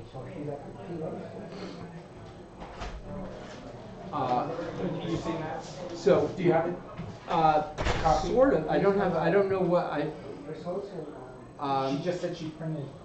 So Holt lost to Steven Zirk, is that correct? Correct. Okay. And Daniel won. And Daniel won. So they're switching places up at the top now, with Daniel now having 6.5 points, and wow. Conrad Holt remaining at 6, wow. going into the last round. Okay. Very good. We're getting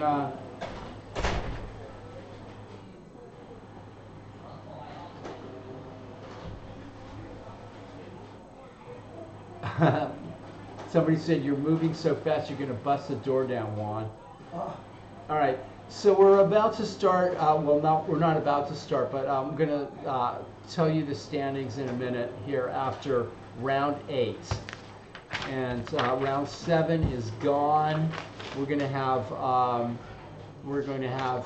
pairings. We're going to have standings, and I'll tell you sort of what happened up at the top here. In round 9, the final round is about to begin. Daniel is now in clear first. I can tell you that with 6.5 out of 8 points, 8 rounds. I'll need the standings in a minute.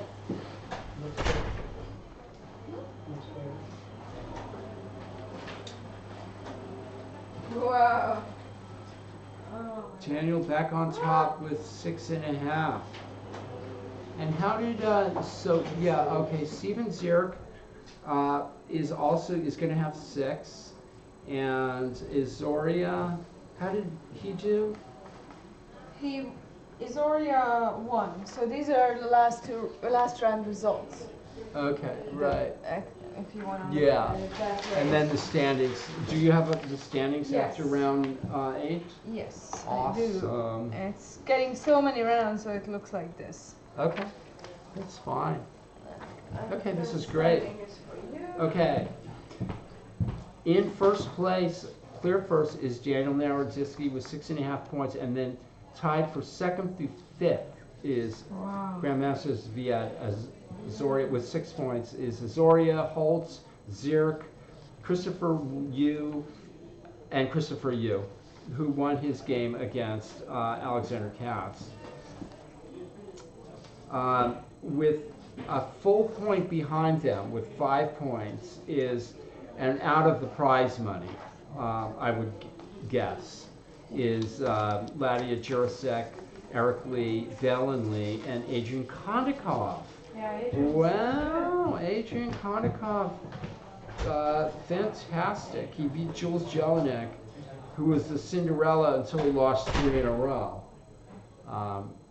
Okay, so round 9 is coming up, and Daniel Naroditsky needs a draw to tie for first, but he is playing Valen Lee, who is an expert ranked player. He's gone through all the other top players Daniel has, and if he wins this game, he will be the 2019 CalChess Blitz state champion. But you can never count your chickens before they're hatched.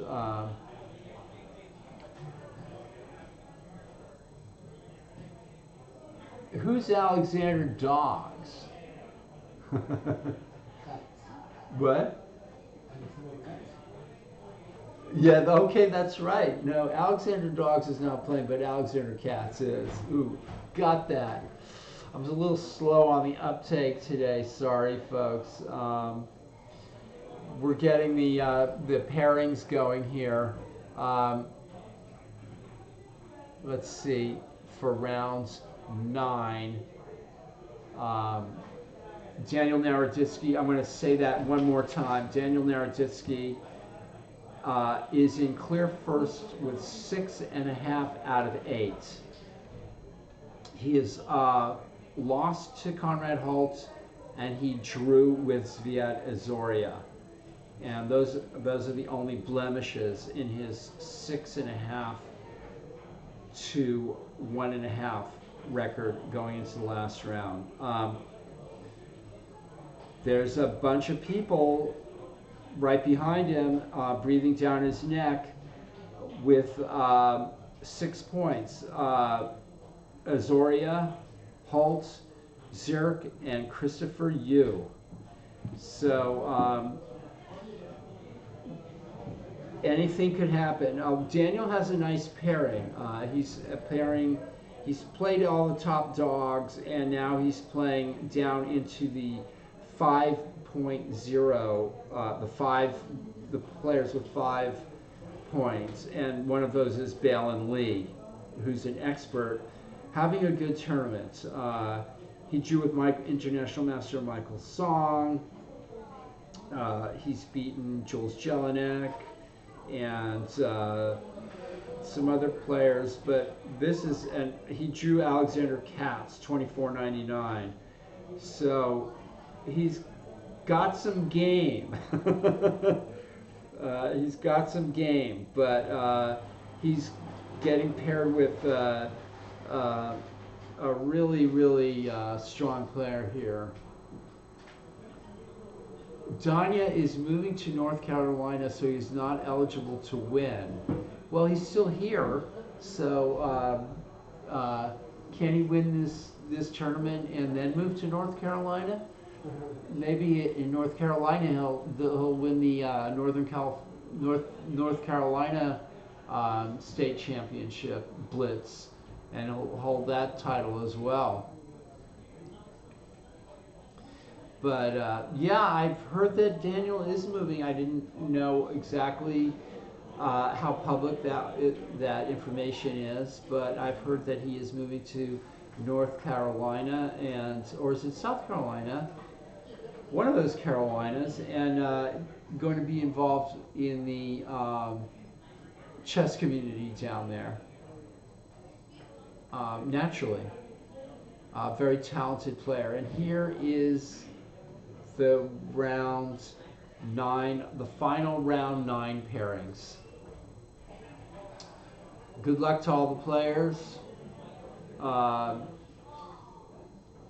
it would be nice to see Balin Lee give Daniel a tough fight here on board 1. I think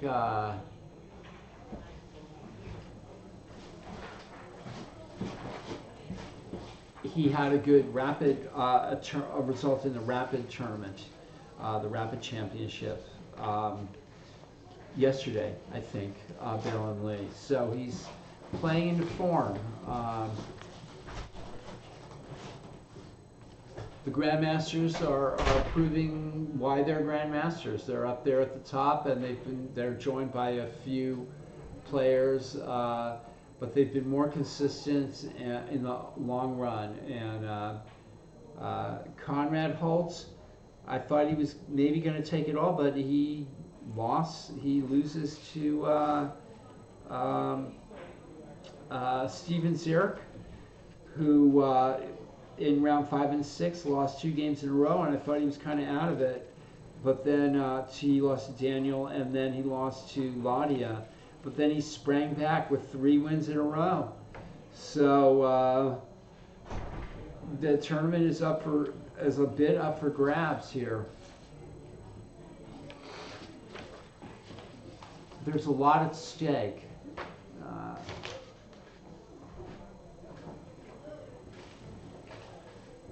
Interesting talk about Daniel. I'm not privy to all of this information, and where if he has finished school and if he is going to be a professional chess player. He's got a lot of people that follow him on Twitch. He plays chess. He's a extremely talented player. If he's going to give professional chess a go, then I say good luck to him. There are people are talking about Daniel Naroditsky and moving and what he's doing. There's a lot of interest in Daniel and his chess career. I mean, I know he's always wanted to be able to have like a career in chess, because he really loves the game, and just to be able to use his talents of his experience. He's a good writer. His writing, his thinking, his business ability. Oh, he said it on his Twitch stream. Yeah, so I'm not surprised when that opportunity came up that was something he would be really interested in. Awesome. Yeah. Yeah. So here we are about to wrap this thing up here. And Daniel is in. It's a gauntlet. Yeah, he's in prime shape. He's in a great shape, but Balin Lee is probably trying to stage a major upset. Yeah, here. and he's tough in a tournament game or online. He's beaten Jesse Cry and Balin Lee. Yeah. Okay. So it's not an easy out, and Balin wants to win. He has nothing to lose. No, and it's Blitz. Yeah, anything Blitz. can happen. So and then Conrad, and he's gonna have to do his part too, right? He's gonna have to try to get the win against this really tough opponent, just to keep in contention. So it's tough. I wanted to see if you want to talk with Jules Yeah, for Jules, a come couple sit down. of minutes, and then you guys can talk about your Wednesday Blitz. So maybe You're about to play your game, but 4 minutes. There's okay. I'm fading 4 away. minutes. Yeah, me too. Sitting here with Jules Jelinek. You go way back here at the Mechanics Institute Chess Club. This is and you put on the Wednesday night Blitz tournament as well, and you're wearing a chess shirt. Yeah. So, I should dress well even if I. Yeah, no, you are. You're just great. So you were having a great tournament. You were the Cinderella of the chess tournament, and you've lost 3 in a row. Yeah, I know. Then I had lunch and went to sleep. Yeah, it'll do that. People love your shirt, by the way. So so what do you think of the Mechanics Institute Chess Club and right now as it in history? You've been here a long time. And well, a lot of things have been picking up. Yeah. And there's a lot of exciting new things going on. And Abel, the director's been adding some new things, and we're kind of, the club's kind of breaking out of the mold of some of the traditional rut it was stuck in. And so it's kind of exciting. This online stuff, and we've more than doubled the amount of tournaments, I think. And tell us about the Wednesday night Blitz. Well, the Wednesday night Blitz, it's every Wednesday night. I take signups around 6:30, and 6:45 it starts. The first Wednesday of the month is a double round format, so it starts an hour earlier to get that in at 5:45 instead. Okay, and this runs year round except for when you're on vacation. Right? And then summertime we take a break. Okay, all right. And somebody says just for wearing that shirt, Jules should win his last round of the game. Deathlocks. 1 minute we're going to start this tournament. You better get out there. And you're playing an old friend of yours. Yeah, I've played in a long time. Good luck. Good luck. So, all right. Take care, Paul. People are wishing Daniel good luck. Okay. That's okay. All right. All right, folks. I'm on my last cup of water here.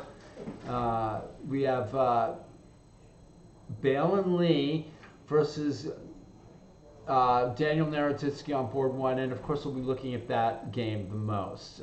Daniel's a half a point ahead with 6.5 out of 8, and a few players back here: Azoria, Zirk, Yu, and Holt, all with 6, and they're all playing each other. So we're gonna get some. Dog fights. We'll fly you in for your 1500. We're going to fly you into San Francisco. Where do you live, Heroic? Bozo. I know we've been talking to you before, but where do you live? Announcements are being made out on the floor. You can see the players there. In the cap is Balin Lee. Daniel Naroditsky's facing us with the black pieces, and then Stephen Zirk is next to him on board 2, and with his back to us with the dark hair is Izoria.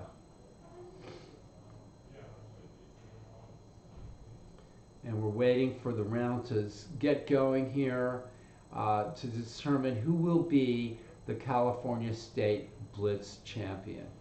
And Bozo, you're in Texas. Okay, well, I'm not sure.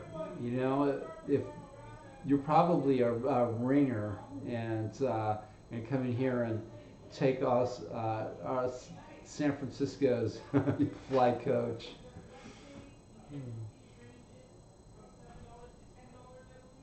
We're really thankful and happy for everybody that shows up on this chat and lends me a hand. I sometimes feel a little like I'm lost out in space here, and it's nice to have people to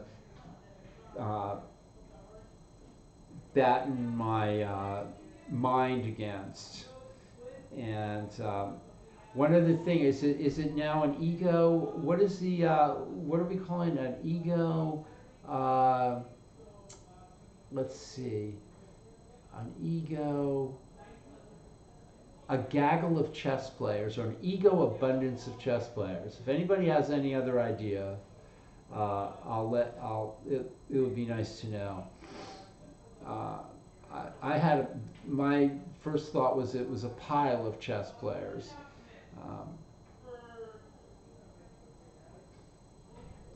And we're waiting for the round to begin. There's some announcements going out there.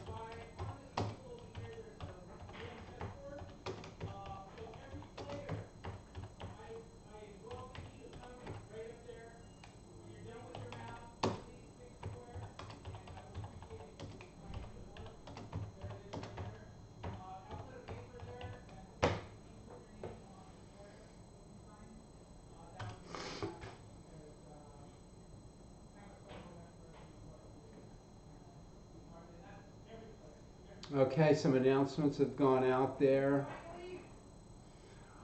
My rating, my current rating is 2350 something, I think, and my highest rating was USCF rating was 2456, I think, back in the 1980s. Yeah. Wow, nice. Thank you very much. Simple, nice way of spending a Sunday afternoon. You're welcome. Yeah, we're trying. This is a chess club, and we're just trying to have fun here. At the same time, bringing you some really quality chess, and giving people a look-see into a chess club. What an amazing chess club this is. And Daniel is again trotting out the modern defense. So let's look at that. Here we go. The games are underway, and I'm going to put the pedal to the metal and see what's going on here. Getting this F3 system, which I used to play and not do too well with. You have to be careful playing this with white. It looks super aggressive, but actually the bishop on d3 is not really doing much, and I don't know. I tend to have I don't play this way against the Perk anymore. I don't find it to be an effective, particularly effective way of playing. And this knight c1 is kind of, I guess the idea is to play knight b3. And we could get all sorts of structures here. A Sicilian is possible, and various other structures. So far, and black plays pawn takes, bishop takes, and already we're in a sort of a queen c7. Okay, let's take it. Knight c1, e d4. Okay, bishop d4, castles, knight b3, queen c7, bishop e3. Black is ready to play d5 here, and probably with complete. That's one way to plays rook e8 first to, making d5 even stronger. I'm not much of an active player. No, last tournament I played him was a couple of years ago. I did okay until the final round, and I'm 59 years old, so it's difficult to keep up. You have to play a lot to keep up. I will look at Christopher's game. Let's do that. In fact, I'll run to that right now. Okay, we have a French defense. Holt is a French specialist, and we have this kind of, white has the edge with a space advantage, and this is a very aggressive way of playing with castling on the queen side. And d5, I like that move. Before black maybe can play, try to blockade on that square, possibly by playing bishop d5 himself. White opens the game up, but it has to be aware that opening the game up doesn't help the player with the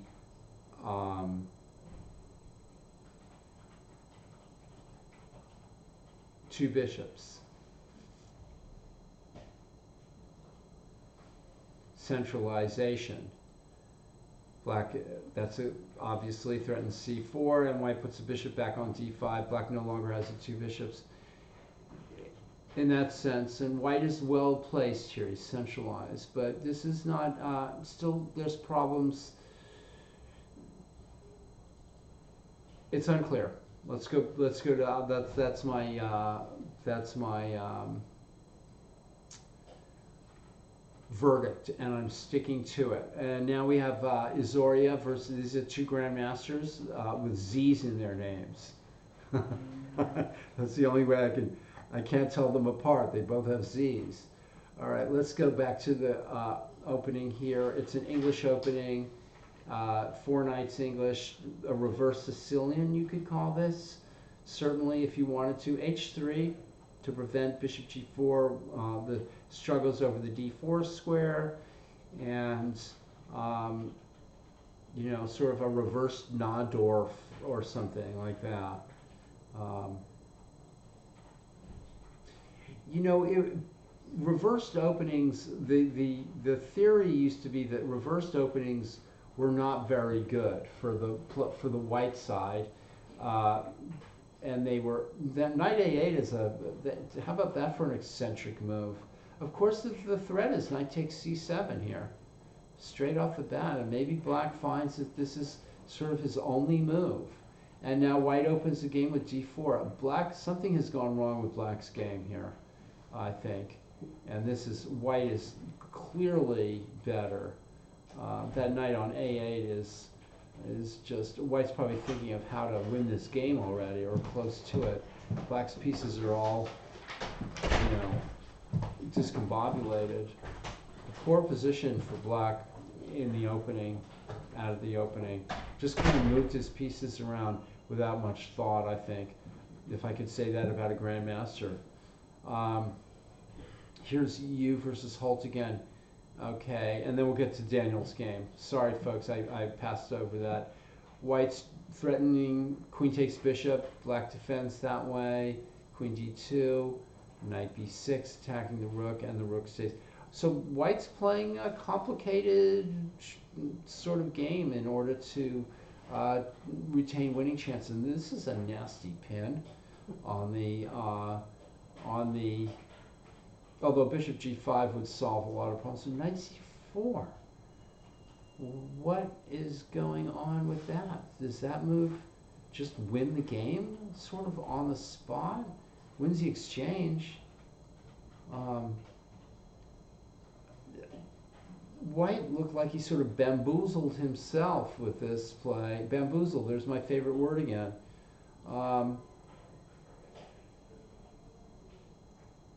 This is not working out well at all for white. Rook g5, queen f4 check. I think white's in serious trouble. Yeah, in fact, he resigns. I think white started to, this is a curious game, and clearly white is better, is probably better right here. And then, you know, say some normal moves like king b1 or g3 here or something like that.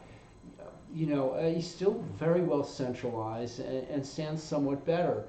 Instead, knight g5, okay, threatens the, and Conrad plays there. Now this idea is on the dark squares, and already this is a little suspect. And queen d2 threatens the knight here, and now knight b6, and suddenly white's pieces are just like, what's going on here? The white rook has no sort of safe square. It tries f5, it gets hit by g6, then it goes to e5, and then the fork, queen d5, and then black finished the game with bishop takes g5 check. Although knight e5 would be fine too, of course, would just win on the spot. Curious game. Looks like board one is over too. I'm not sure what happened. d5, that white actually did not castle, played rook d1 instead, and that's just asking for it, folks, back home. d5,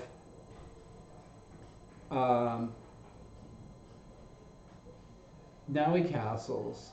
Black is clearly equal here. If not, I mean, being allowed to play d5 in these kind of positions is equality, and often more, because to have allowed this, white is just sort of, his pieces are not very effectively placed. That's a nice centralizing move, and you know, maybe white could try queen d4, although he's got the e3 square to worry about here, and black develops and piles on up, and this just loses probably a pawn. Let's see, if you take him with the rook, it would be similar story.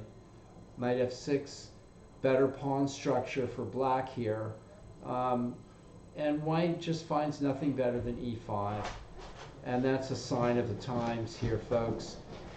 Takes rook f5 to return the pawn favorably. Okay, so I guess rook e6, if black had played rook e6, knight d4, knight c5. So rook f5, active defense. Very good move, I think. Black is being patient here. This provides luft for the king, but the rook is infiltrating, and suddenly, and that protects the rook at d2, so it's just a simple tactic, and game over. All right, this will definitely send me back to the drawing board. Daniel wins the tournament. He is the rapid champion. That game was not very impressive here by white. Could have done, I think, could have done a bit better maybe in this position after. Well, I'm not sure rook d2 is already. Maybe there was a way to try something here. Quickly got overwhelmed by the more active, and knight c4 is just a blunder. But it's already after knight e4, it's already looking like. Something is going to fall on the queen side, I'm sure, at some point. If rook b1, then maybe knight f2 and knight d3 check. So this is, yes, Daniel wins it outright. No, Holt did not win by tiebreak. Holt was not tied with, Holt might have won a prize by tiebreak. Let's see here. Let's see what happened in this game. White was just winning. These games, it's funny, the players are tired here, I think, is one thing that we're seeing. And, just a shot, no compensation at all for the exchange. I think like I said, the players are tired. This is just, knight f5 was a horrible threat here, and so he has to lose the exchange as well. He just resigned. I don't blame him. 2 exchanges down after knight takes c8. That's just way too much. Not an impressive game by Steven Zirk at all. And Conrad Holt won this game, as we saw. And Adrian Kondakov delivers mate versus Ladia Jirasak. Wow. Let's look at this game. This is, let's see, it's a center counter. And white just, I love it. Take everything and defend everything. Okay, black is threatening to come in. It's just, you would think that this would be great for black. And watch what happens here.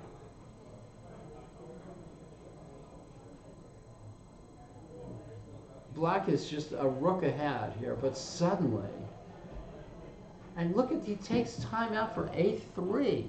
Is this for real? Okay, let's see what happened in Jules. We'll see what happened in Jules's game in a moment. Bishop b4 check, simply to castle out of danger. What's the material? White is just the exchange down now after black. This is a game for the ages here. Oh no, not this one. This is an amazing game. No. I think everybody was so tired. Yeah, I can't think straight. I'm watching these horrible blunders on the top boards as well. Just the games are lost in 20 moves. It's like first 10 moves, like all opening prep. I win a rook. I'm like, okay, now I have to convert this. I'm like, screw up. Screw up. And like, I should have a checkmate here, and I lose a piece. It's amazing. It's amazing. Yeah, it's like, here, I just lose a piece. Well, yeah. I mean, of course, I get silver compensation, but like, I could have just played f5 or something. Right, it's right. perfectly fine. This is, I mean, it looks sort of like a chess ball. And doesn't that move just pitch the knight? Exactly. It's unbelievable. Exactly. He just hangs a piece. And both players are punch drunk. Yeah. And now, guess what the threat is, folks, for white here? Which White's only threat. White's only threat the entire game. You played a great tournament. I know there were some bumps along the road, but I mean, It's hard to Okay, sustain it after 9 rounds. The games I lost. Come and sit down for a second, we Lonnie. gotta go. Oh, you have to go. Yeah. This is Lonnie Jirasek I'm talking to here. I just hang a queen against Daniel in a Yeah. better or probably better endgame. Right. Complete hang a queen. Right. Who was the next one? Conrad just destroyed me. Yeah. That was amazing. 9 out of 5. It was brilliant. Brilliant. Yeah. So I had outplayed completely and just slowly squeezed. And this one. Yeah. Well, I think you played a great tournament. Ladia. But despite losing your last 3 games in a row. Oh, is that what happened? Yeah. The players were punch drunk. There were some horrendous blunders in the last round here, I think. And for example, Steven Zierk. Is there going to be a playoff or anything, or just tie breaks, or? Oh no, they tied for 2nd through 3rd. Oh, but there is and then tied for 4th. Sorry, Jane, right? Huh? Sorry, Jane. Yes. Yeah. Oh yeah. So there's a big tie for 4th place. Huge tie for 4th place. Outright winner of the tournament is Daniel Naroditsky with 7.5 out of 9. Second tie for 2nd and 3rd was Azoria, Grandmasters Sviad Azoria and Conrad Holtz with 7 points. And then a full point behind those folks. Everyone was just slaughtering everybody. It was like a bloodbath. With 6 points, 4 players are tied with 6 points. Those were Steven Zierk, Christopher Yu, Eric Lee joins the crowd there, as does Adrian Kondakov with that game from outer space that just finished. And that Ladia Jirasek was laughing about. Still a great result. Okay, Daniel won $600. I'll announce it over even if it's a bit cheesy, I'll still announce it. People are talking about you, Juan, you're getting a lot of attention here.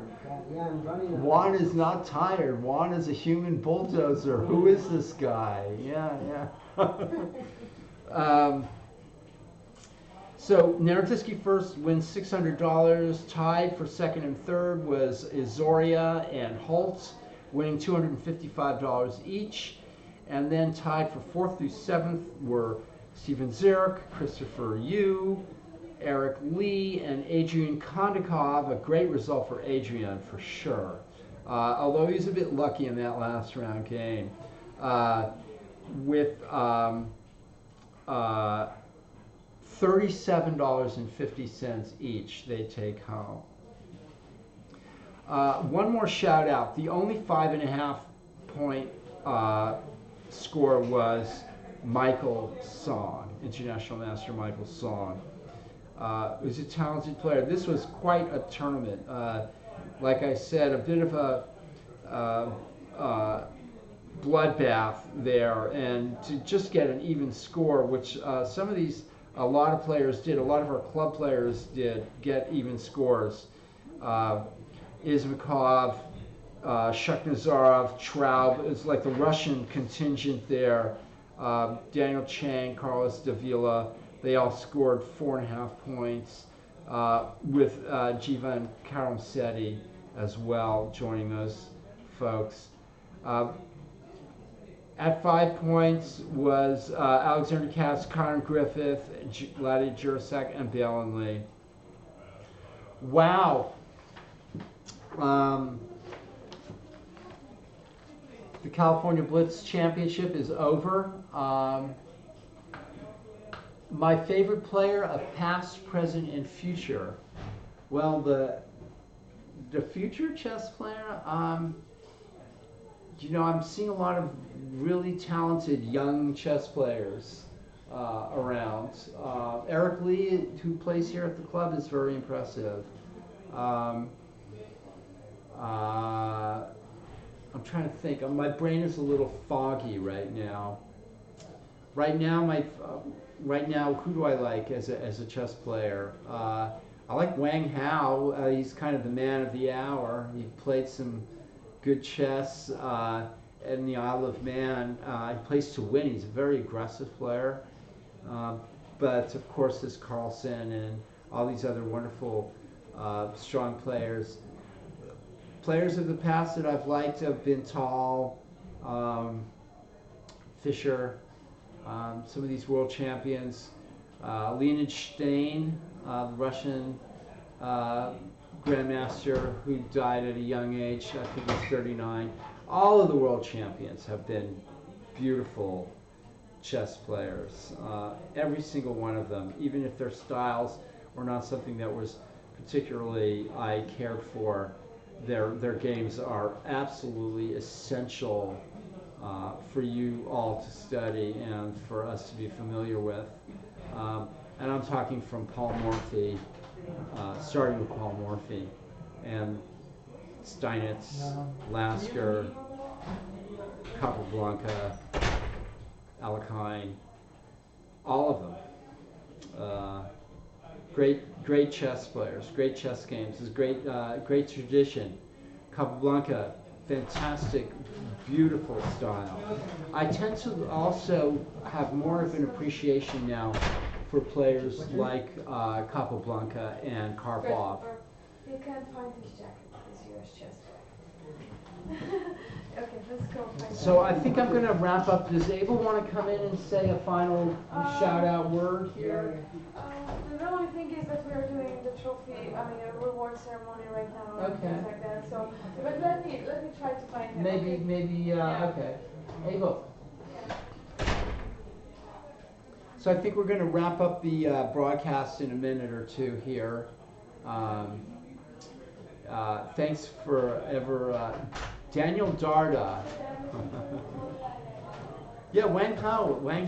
Yeah. Wang Hao's it's gonna play now? No, we're talking about who's the favorite players, and I always kind of like the man of the hour of people who are man of the hour. Yeah. He's kind of the man of the hour, aggressive player.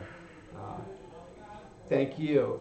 Oh, thanks nice. everybody. People are being so nice on the chat, Mm-hmm. and I really appreciate that. We're doing the best we can. Everybody's putting up with me. I'm thankful for that. Grateful for that. Yeah, it was Abel Talamentes, chess room director, sitting right here. Mechanics chess room director, sitting right here. Any parting words? Yeah, absolutely. During the lunch break, Judith and I went.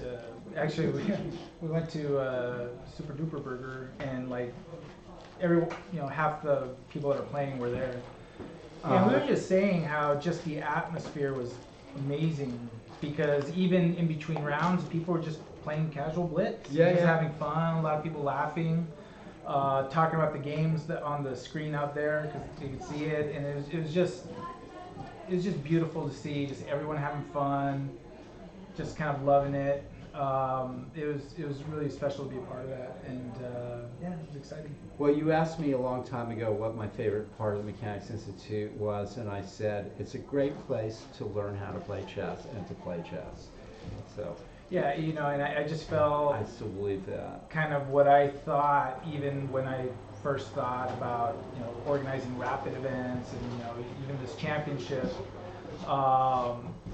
This exceeds what I had best hoped would happen, because it's not standard rated, and you think that people don't like to play chess unless it's regular rated, or they want to come, or else why do it? But we had an amazing turnout for the rapid, and then we had so many people on site registered for the event, and we just had strong players that I never even heard of. Came out of the woodwork. And it was just fun, and I think everyone had an amazing experience, and I think that's what makes me happy, is I felt like everyone enjoyed playing this weekend and being a part of it. Absolutely. And I really enjoyed just sitting here and taking pot shots at all these great players and watching them hang their pieces and behind the cover of the locked doors. Behind the cover of the locked doors.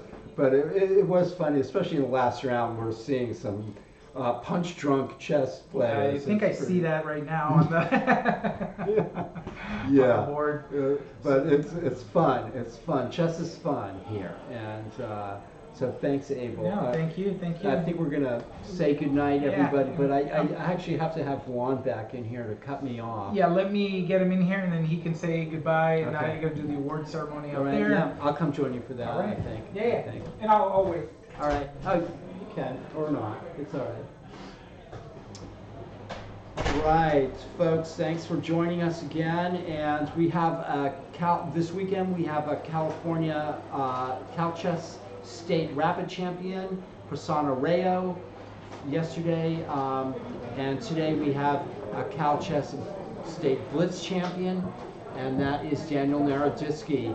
Not much of a surprise there, but he had some scares along the way, but finally was able to put it away by half a point. So we're waiting. I'm waiting for Juan to sort of shut the stream down here. And thanks everybody for joining us. It's been awesome. Juan. Bring in the champion. Oh, okay. We have the champion. Hey, Daniel. I didn't know if you were going to show up. Thank you. Thank you. You're a chess player, so can you show us maybe? And congratulations. Thank you, Paul. Did you play, was there any one game that stood out here? There were some horrendous games, by the way. Well, I was watching. The nicest game was probably my game against Holt, which I lost. He played out of all the games I played, he played the best. He played. That's always a. He played a fantastic game. Yeah, he did play a good game. Out of the ones that I won, is there any game that stuck out? Let's see. Yeah, let's go. And you've got rest. some fans here that are probably just. You played Henry Wen. First game was pretty standard, and then second round I played. Second round was Mazensa. That was a pretty little miniature, which was kind of nice. Right. And, right. So that yes, of course, it's always nice to win a game like that. Yeah, and he allowed these pawns forward, and then I found this idea. Like he was about to take the pawn on b2, and then I don't think I can make moves, but I can explain. Yeah, no, we'll follow you. So queen takes b2, there's knight c4. Right. Then if the queen goes to b5, there's a discover check on d6. Sure. Queen takes c3, there's this very thematic bishop d2, the queen has nowhere to go. And then to add insult to injury, he had to give up a piece, and then he gave up this 4. And he can't even save, like he can't even get an exchange, he's just losing another full piece. It's just horrible. So we love to just trounce people. Yeah. I think that's part of the fun of chess. Absolutely. Yeah. So that was one of the highlights. Let's see, who did you play in the third round? Elijah blundered a queen in one move. Blundered the queen and won the game anyway. Yeah. Yeah, that will okay, not go into my pass best that games one. collection. Against Christopher, I was completely lost. Yes. Completely lost. Were you completely lost? You had a bad game. There was and one then point he could have played g3, and then he blundered this fork. Right. Yeah. So somewhere here, I think just g3 or even a little bit earlier. Yeah, he was dominating you. G3 here is just over. G3 here. Okay. Yeah, but good points. Good he gave me this pawn, and then I saw this queen a1 idea. I was like, please let me that. Yeah, and if knight h4, I have queen takes g7, knight e6. So very as usual, we saw that. Yeah. We actually saw that. Yeah, no, that wasn't lucky. That's being opportunistic. Right. I'll take it. Yeah. I like opportunistic. I think, and then this game. Yeah, this was a game. Yeah, he played on quite a long time.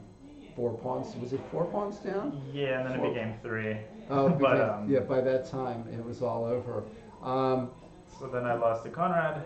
You have. Is there anything else that that you want to say about your chess career? People are talking about your chess career. You're leaving for. Leaving for Charlotte. Is that North Carolina? North Carolina. North Carolina. Yeah. In December. So, I'm. Are you still going to be streaming? Yeah, I'm going to be streaming and I'm going to be playing. I mean, I have a very ambitious. I'm filling my plate up. Right. So okay. That way you can empty it. And yeah, Netflix is not on my schedule of activities, but I'm sure it'll worm its way in. Okay. But I'm going to be playing, of course, working with young players in Charlotte, which is a booming chess scene thanks to the Charlotte Chess Center. Surprise! Amazing. So very excited. Well, good luck to you.